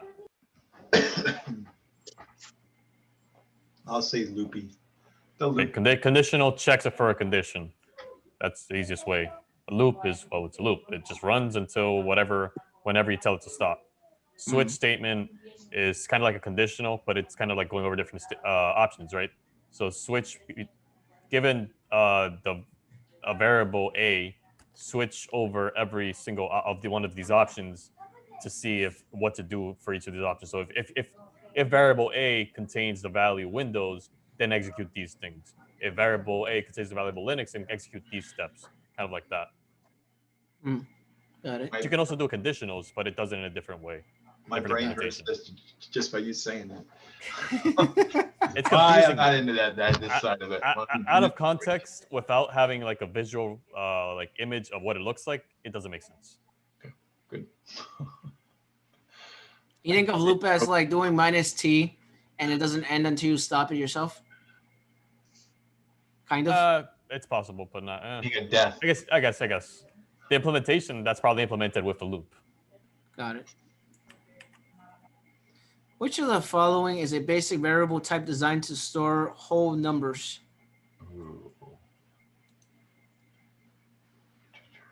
Double, trig, float. Why does a float sound familiar? I don't know. Float is a floating point. It's what is it? 32-bit number, 32-bit decimal number. Double is double that, so 64-bit decimal number, or is it 16-bit for float? I don't know. Either way, double is just a bigger version, longer version of a double. People are saying B. An integer. Integer is an integer like as a math, just like a whole number. String is. Why are they asking math? Why are they asking math questions? Why? Yeah, they previously didn't have what's it called, scripting on the A+ until the recent version. I don't know why this matters, because if you're doing I guess for Python, but for batch script and PowerShell, that's not really relevant. Actually, even for Python, it's a little bit not relevant. I mean, as long as you understand how it works, you technically don't have to know what the type is. It doesn't really have a. I'm not gonna confuse you guys, but it doesn't have a strong typing system. So like you don't have to specifically say this is an int. It just automatically recognizes it. String is a text. Float is a decimal. I'm just reading the chat box. Yeah. Double is just the double of float. 64-bit floating point. Got it. Makes sense. defined by IEEE 754, and I can, if I still remember it, I could probably tell you how to put it in binary too, because you have to learn that for school, because that's useful. Learning how to write floating point numbers in decimal, I mean in binary, very useful. Thinking about CIDR in my head right now. The CIDR and assigning IP addresses. So I'm thinking about right now in my head, but never mind. Anyway, a basic data type designed to contain text information is known as string, array, record, vector. Yeah, that's funny. I have a friend named Vector in my video game. I'm gonna say string. Isn't that a string like in the Windows registry that you play? Yeah, a string's just a collection of characters. So like that's a string. That question is a string. Those answers, each of those answers are strings. Array, record. Vector. Array is just an array, right? So like in math, right, you have multiple. You can have multiple items inside of that array. So like at this position 1, you have one string. Position 2, you have another string. Position 3, you have another string. Or maybe you can have integers or doubles. Usually it's of the same type. Record, that's not really a thing, unless like it's implementation specific. Vector is like an array, but it can shrink and grow. Arrays are static; they're like one size. Vectors, you can shrink and grow them to different sizes. Damn, Kev, I see a teaching position coming to you soon. Man, you're good with this darn stuff. He said, I'm a programmer, IT sysadmin, DevOps. I don't know. It said, I'm gonna make my job title tech enthusiast. Are you a boss at work? That's what people are saying to Kev. No. Not really, but in a way, yes. In a way, not. Technically, no. Technically, yes. One day you will, right? We're all at the same level in our team, in our team. We all do all the work. Wow. Your day is coming, Kev. Don't worry. You'll be on top soon enough. Except for Kevin. Kevin deals with printers. They all give him the printers. No. I'll pass off the printer. No, I actually do a lot of the printer stuff, but no, I a lot of the more advanced printer stuff. I'm like, yo, you deal with this to my coworker. He likes printers. He used to sell copiers or something. So now he likes dealing with it. He knows how to deal with it. Makes sense. Me, I stay away from printers. See, yesterday with that HP printer, when I downloaded the basic drivers for this laser printer, this like commercial laser printer that this guy had desktop wise at home, it didn't have any kind of executable in it. On the basic one, I had to download the full installation to get the executable out of it. And I was like, I don't know how to install this one without the executable. I thought you just right click and just install it, but apparently you can't. So there's some kind of secret there which I have to learn about doing it without any kind of executable in the basic driver. Have you ever run across that, Kev, or seen that? Yeah. Me? Okay. Yeah, that's the .inf file. So how do you go about installing that? Device manager. Device manager. You just select the folder and it does all the work for you. Mm-hmm. You just say browse. You go right click the thing, update device driver, and then you click browse local files or system, whatever it's called. I have disk. And you go to the folder. Yeah. But what about if you uninstall the driver, it's totally clean, and you're trying to install the new one? Because when I was that'll overwrite it. But what I did is I got rid of all the drivers. I got rid of all the drivers locally on his machine. So this was a fresh installation of the driver. And then when I went to HP's website, I downloaded this version that said I've just got to download the basic driver. I'm like, okay, maybe we could just install the basic driver, but it said no executable on the end of it. I'm like, all right, well, I'm sure there's got to be something in there that I can do with it. Yeah, that's a .inf file. So you just tell it to go to that file and install it. Like, Kev, open up the device. I'll show you what I'm talking about. You could do it in control panel too. So basically, But this was a wireless printer. Doesn't matter. Should be. Yeah, it's all the same thing. Yeah, so you're saying like you got to preload the driver so it. I'm kind of confused. So when you do when you add a printer, right? Okay. This would have been a wireless printer now, remember. Yeah, right there, and then you just select the folder. You select the folder and you hit OK. So you look for that file. It's going to be a different type of file. But even for a wireless printer? Yeah, it's all the same thing. Yeah, it's the same thing. And for a lot of the wireless printers, you don't even need the driver. You could just connect it over TCP/IP and it just works. It's going to be a different type of file type. So you hit browse. Look at it. See? So I said .inf. You see it? Yeah, see that. Yeah. Yeah.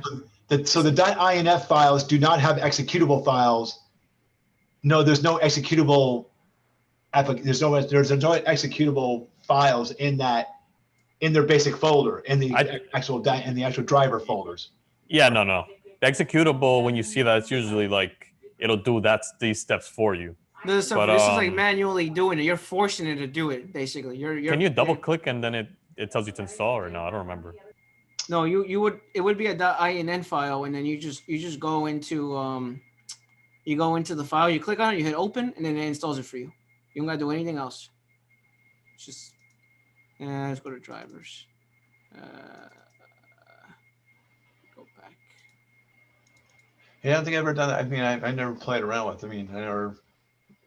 Yeah, I do it. It's easy. You'll figure it out once you get back on. Yeah. Yeah. Just download the raw driver, because the thing is, there are two different types of drivers from HP. There's the INF version, which is like raw, do it yourself, and then they have their setup tool thing. Right. And then that'll do everything for you. Mm-hmm. Can I ask it's like a follow-up question, but quite different. So on this particular Lenovo ThinkPad, it has two cameras, the regular integrated camera, and then it also has an IR camera on it. And this lady needed driver updates for both. But I can only find, when you go to Device Manager, I can only find like the regular one. And if you go to the Lenovo site, you only find the one for the regular integrated webcam. So I was like, maybe you've come across that kind of situation, and where can you get the driver for the IR camera that comes with that? Can't you go to the vendor's website and pull it down from there? Yeah, you don't find it there when you go there. You only find the regular one there. Mm. It's like a high-end Lenovo for like executives, but you don't find it. I mean, when you work with the regular Lenovo's ThinkPads, it's just a regular integrated camera. I mean, it's a new one. Right, but isn't this IR camera? Is it a piece? It's a separate piece of software. It is hardware. It looks like it's separate. You don't see it in the Device Manager, but the specification for this particular ThinkPad, it's called a carbon fiber C1, and I think there's another one, X1. Right. They do have that camera, but you don't see like it doesn't appear like as a device in Device Manager. What printer is that, Steven? HP. God, you know? Remember this? 3600 or something like that, 4300 or something goofy like that. LaserJet. Just go to HP's website. Is it like a small printer? No, it was like it was a desktop printer, like it was a desktop laser printer. So go to HP's website and just type in like you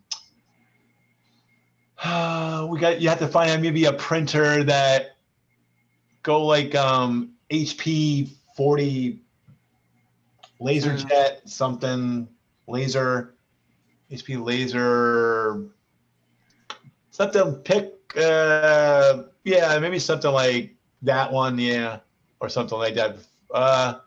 It's like so many. Just pick one of them. Maybe you can see you can see what I mean about that driver. But that's going to take you there. You have to go. You have to go to HP's website, HP software support. That's not. Is that it?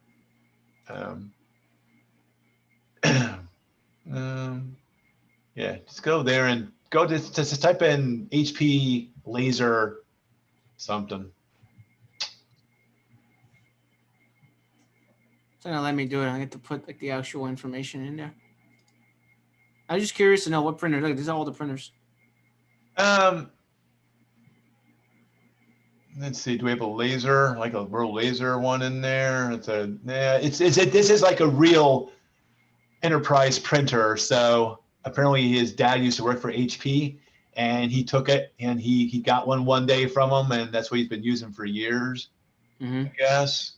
Yeah, click that one once. Now it would be a bigger dude than that, but any basic drivers there without the executables in it? Yeah, I'm just grabbing whatever. I'm just curious. So go to basic. Yeah, that's it. Hey, was that one that was? Oh, that's never gonna download because HP servers are trash.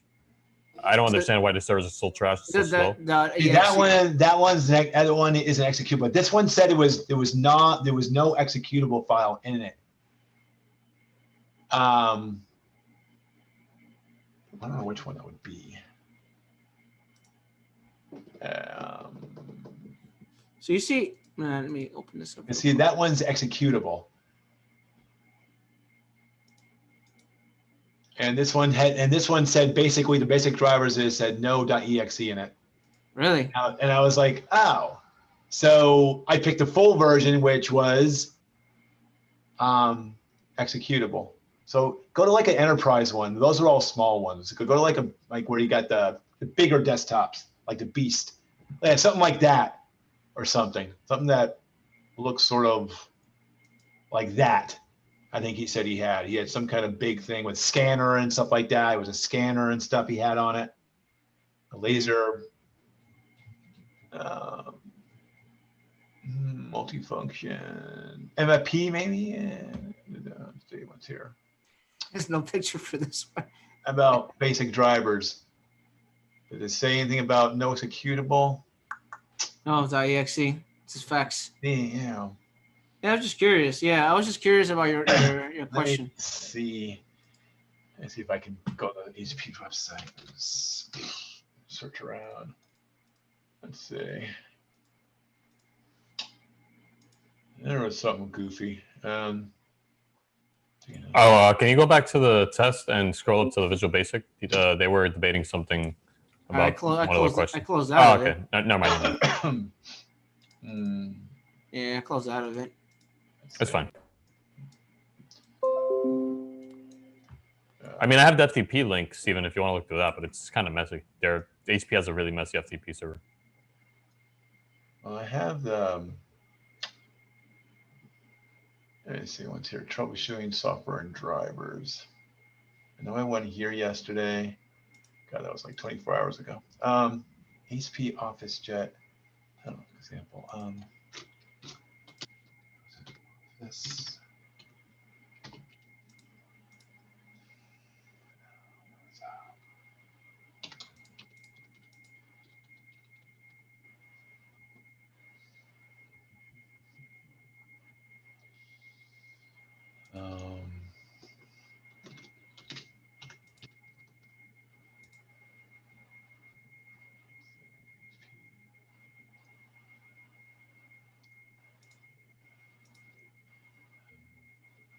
No.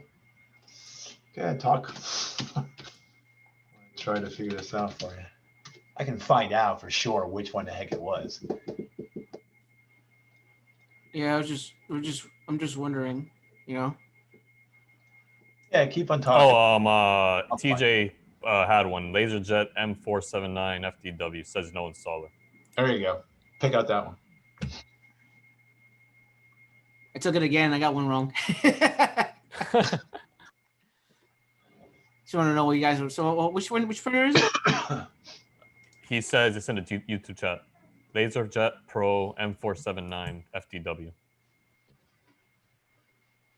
LaserJet Pro M4. So it's amazing how many different models there are out there. Oh, this one. Oh, I hate this printer. Oh, I hate this printer. I know what printer this is. God damn it. Go to basic drivers. And if they say no, no installer, there it is. Yeah, no installer. So something like that. But it says AXE. Look. You download the driver? Click on it.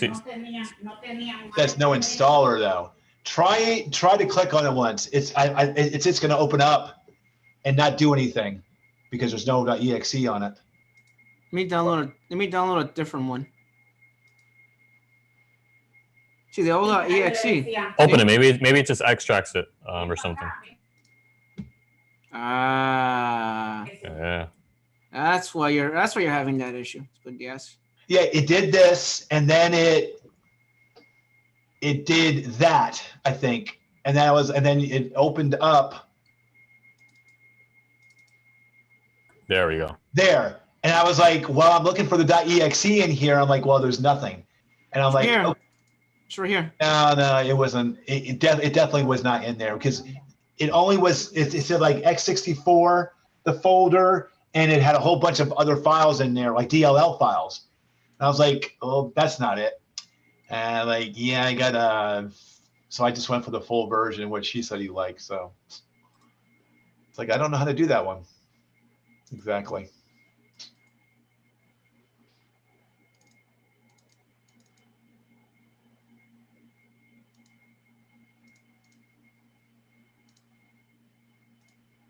Right there. I got it. Next, install. Got it. Installing printer. Printer does not share. Next, finish. It's right there. Got it. I installed it just now. So you got to go in and physically pick the. Yeah, you can make a new port with the TCP/IP address, and then you could just add the printer. Yeah, so it would be. I just did a local. So you do add a local printer. You know. I've done this before, by the way. It's just. And you can create a new port and then add the IP address in there. It's just from my IT experience from dealing with printers all the time. So you go to browse and you go to that folder that extracted, and you pick the right driver for it. So this is for scanning. This is x86, because there's going to be x86 if it's a 32-bit, and then there's 64-bit, blah, blah, blah. So you click the x64 one, and then you hit, this is USB right over here, and you hit open, and then you hit OK. And then it's going to pick that driver for you, and you just hit next, and that's it. So what about for wireless flow? Yeah, you just go back to the thing, and you just add a port. You would see the printer. It's the same thing. Okay. It says, see where it says add, let me go back again. Network printer. Create a port. Right. You have this option right over here, or you have create a new port, standard IP, and you put the IP address, and you hit next, and you pick that same driver again. Okay. That'll be the way to do it. Yeah, I had to learn this the hard way on my own, just poking around. I had no idea how to do this. I just figured it out like on my own. And it was, oh my God. Work. Yeah, I got it to work. I see, like, I have it right here. It's actually right here. I can print a test page on it, the printer. Obviously, I have no printer around me, but obviously, print. You check the port right here, it's an LPT1 port, which is, the port that I selected. And you could always change it here as well, Steven. Right. So like if you go here, you go to add port, you could do TCP/IP right here, new port. You put the IP address and you hit next. That's also where you would change the IP address if like the IP address changes or something. Yeah, of a printer. So I done printer support before. It's just I'm a little rusty on this. So. All right. Does that answer your question? Yeah, it does. Thanks. Yeah, I have to play around with that when I get time. Yeah, so it's right here. Yeah, printers suck. Just ban printers. It's right. It's right here. So you see the drivers are. Because see, I saw all that in there. I was like, well, there's no freaking. The scan. I even looked in the x64 folder, and it was like 4 or 5 DLL files. I'm like, well, that's not it. But apparently, it is for you there. Yeah, a lot of that stuff doesn't even. It'll automatically add it in, or. Yeah, I see. It doesn't do anything. Yeah, so it's that location I just showed you. You guys, sorry I went too fast, but just to show you guys again, because this is a YouTube video, so everyone's going to be asking me. And I can tell you that's it because I've done it before with Lenovo printers. People are Lexmark printers. People are like, Kevin, you move too fast, So you go to add printer. So if it's a local printer, you download the drivers, which is what I did already. You do add a local printer. There's a drop down for a bunch of stuff. Usually I do for this one. There are different ones here. If you see, it's already selected, and you just hit next, and then you say have disk. So when you download the drivers, you download the disk, and literally you go into that file you downloaded. I downloaded it over here on the computer, so if you go to the website, you see that I downloaded it already. And you go to downloads. It's this one right over here, and it puts it on the local C drive right over here. It's this one, HP, CLJ, whatever. So literally, what I did was I went into my control panel. I told it that I have the CD, the X64 CD. I hit open. I hit OK. I highlighted the printer, and I hit next, and that's it. For people that are new, because people were like, Kevin, you're going too fast, So what is the purpose of having the no installer on the basic drivers? Like, what is their reasoning behind that? It's just easier to deal with because a lot of people who are gonna use these types of printers, they're enterprise, so they're just gonna put it into their image or whatever, or they're gonna put it into silent install or something like that. That's like, you don't need all that installer stuff with the GUI.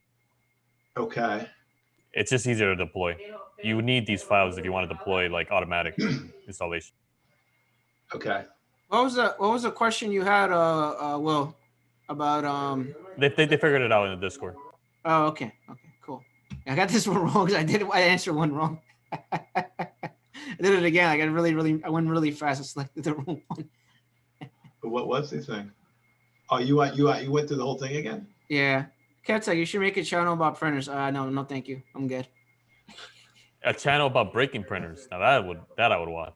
Yeah, I got Snagit as a printer. Look at that. Knowing printers is very, very important, though. Don't get us wrong. But it is it's time consuming, and it's a whole different set of skill that you got to have.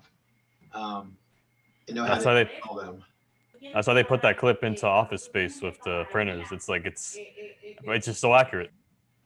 That's the reason no one likes why. That's the reason, Steven, for the driver question. You would use the regular local driver, or the regular USB driver, or like the simple driver. Is if you're just gonna do like color or black and white, if that makes sense. If you're gonna do like the full functionality of the printer, you have to download the actual full software, if that makes sense. Right, and I do that a lot for the people that work from home. I just do the basic printers because it can scan, it can do all that stuff that they need, print, all that stuff, whatever. So scan the network, it could do all that stuff, which is fine. Mm-hmm.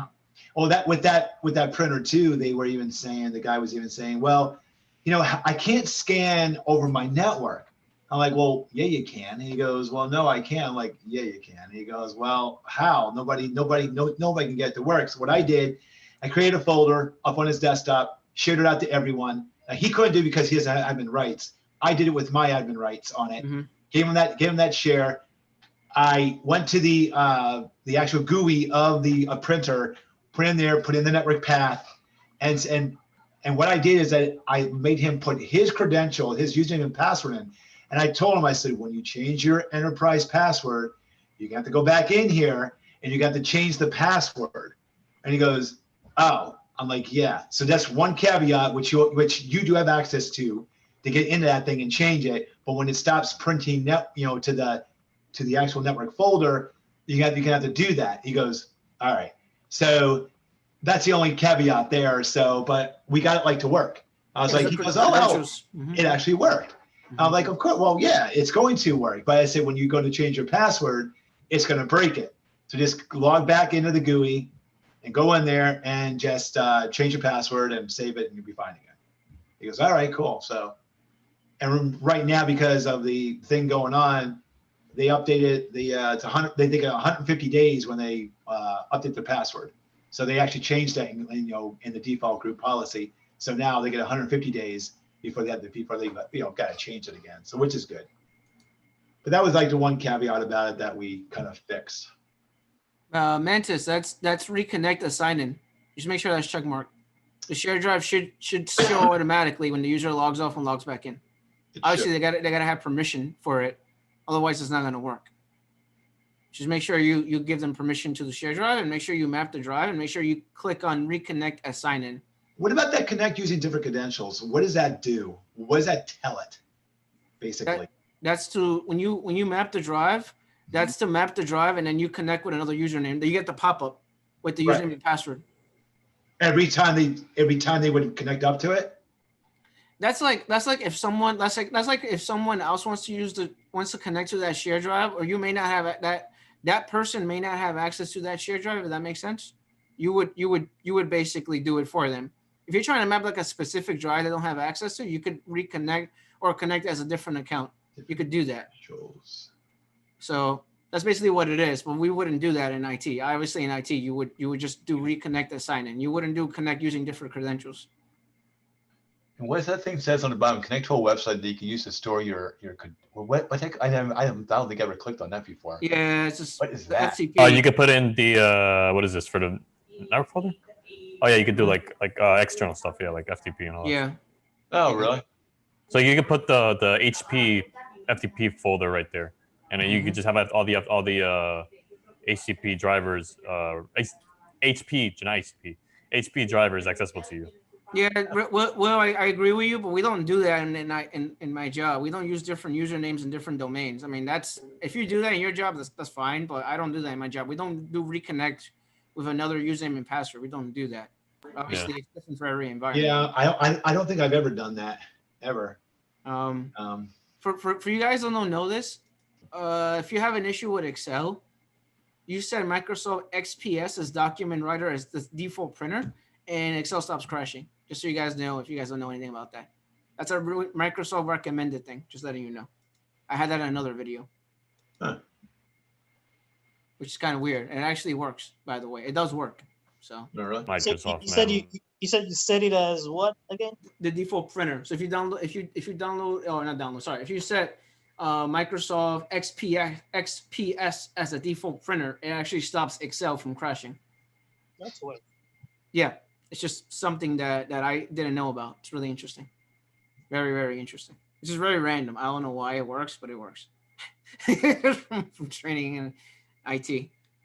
So how do you get permission to a shared drive to all users? You create a security account, and then you basically add those users to that security account, Mantis. Does that make sense? So what do you guys think? It was a good session? Yes, I think so. Femi, you have any questions for me? Good. I thought you were about to say something. No, it was basically that back to that question I had asked, and it seems like nobody has an answer.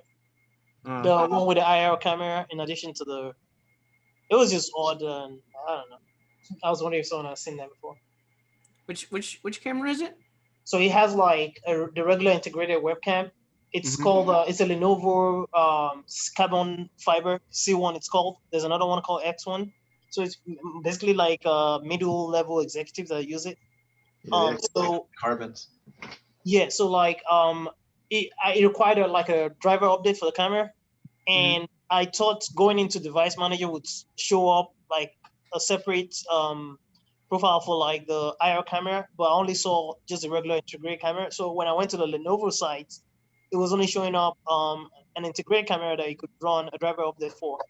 So I was just curious as to like, is there like something somewhere that you could do to the IR camera as well? So I was just wondering if someone has seen that before. Did you enable hidden files in Device Manager? Yeah. And it's not there? No. That's weird. Did you check online and just see if there are any drivers for that?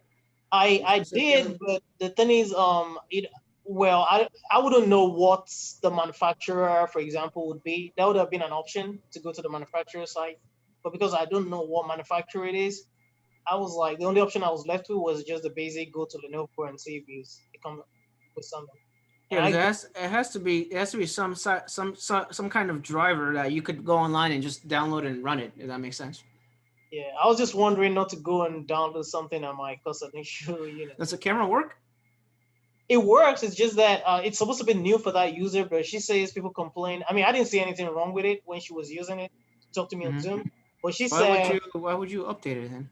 Yeah, because she was complaining. She was complaining that the people were complaining every time, like, what's wrong with your camera?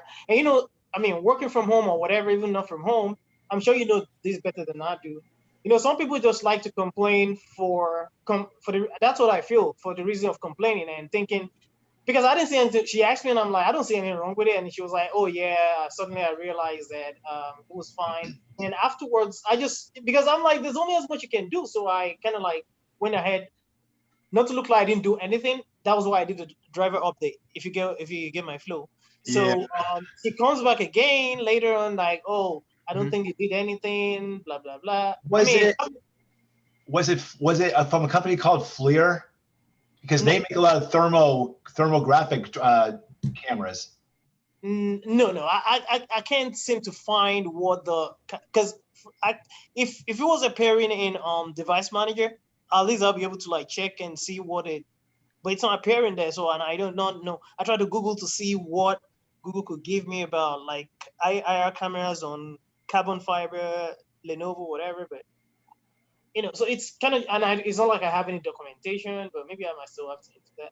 But because the the only bottom thing I line can see about these IR cameras is that a lot of these insurance guys use them, or gals. They go in there and they take pictures of like after fires or something like that, and they can take these IR cameras can take pictures of like hot spots or in ceilings and all that stuff. They do all kinds of weird stuff there.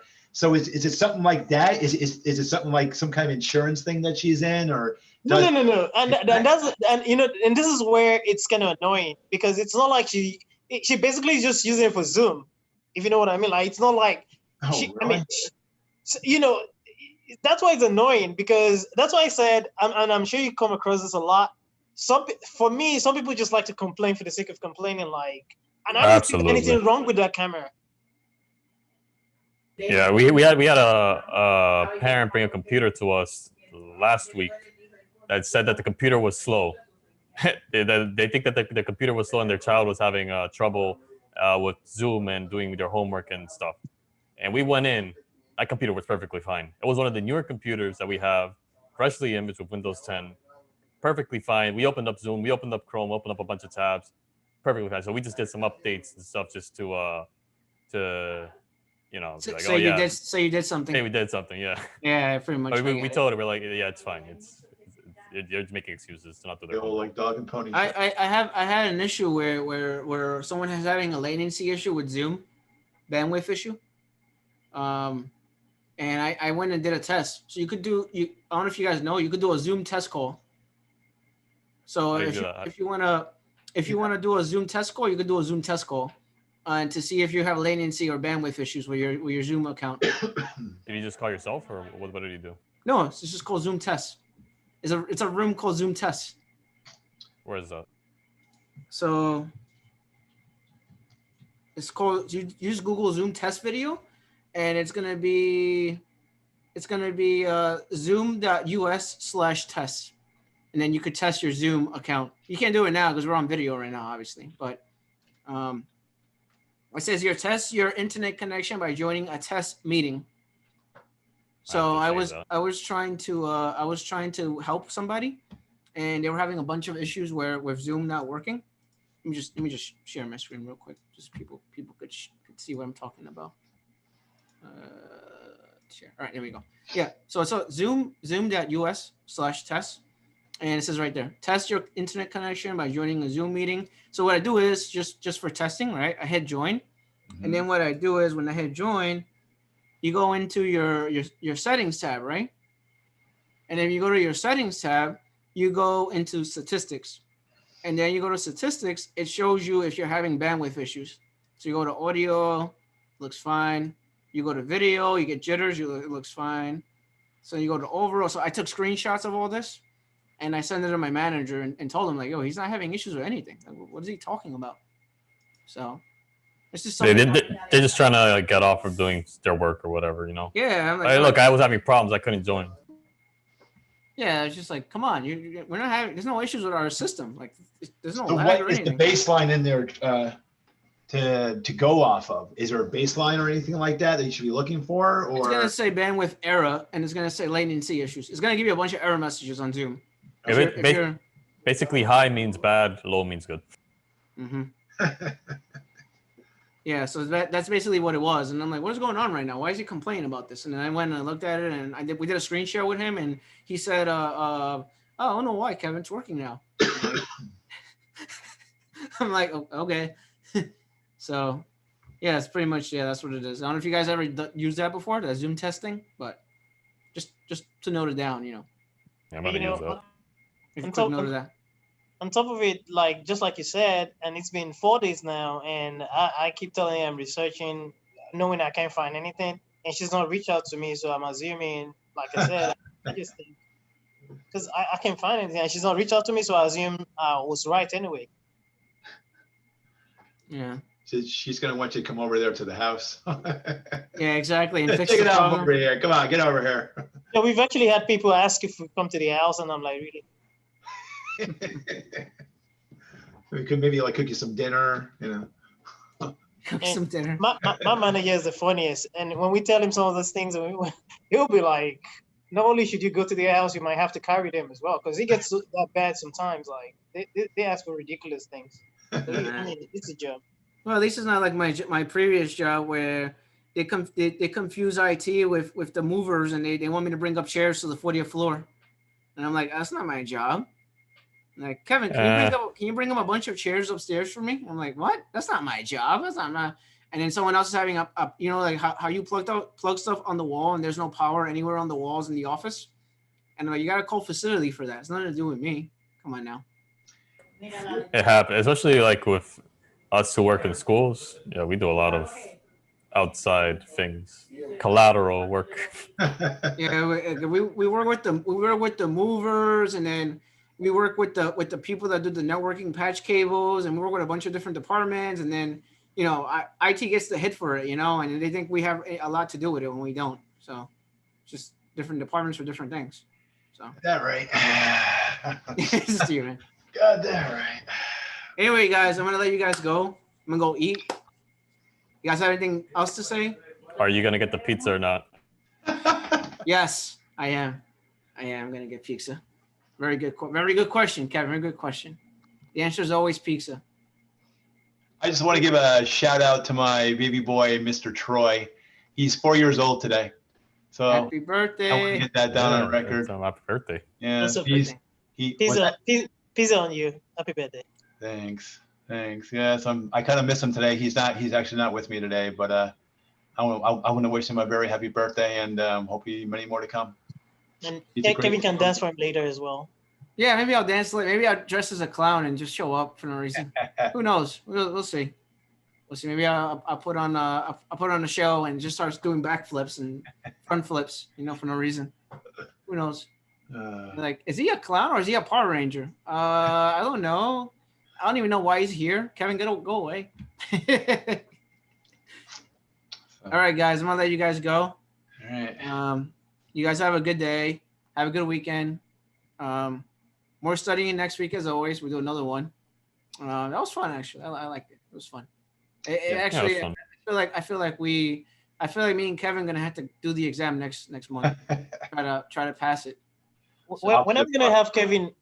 When are we gonna have Kevin Diaz do like a Linux thing? Oh, I don't know. I was actually thinking about that, but then I was like, nah, I don't got time. I don't have time for it, man. I'm waiting for Kevin to do like common level 1 Linux commands video. That would be nice. I mean, maybe I'll do it one of these days when I feel like it. It's a time thing, video. Man. Kevin's the type of guy that he sees someone struggling, he fixes the problem, and then like he sees a printer, he just walks away. Like just like me. It's like me. So it's just like he just waves the white flag. I look at the Kevin. Can you look at this printer for me? I'm like. Just move away.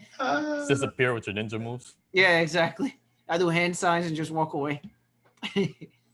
Anyway, guys, you guys have a good day. Have a good Saturday, and right.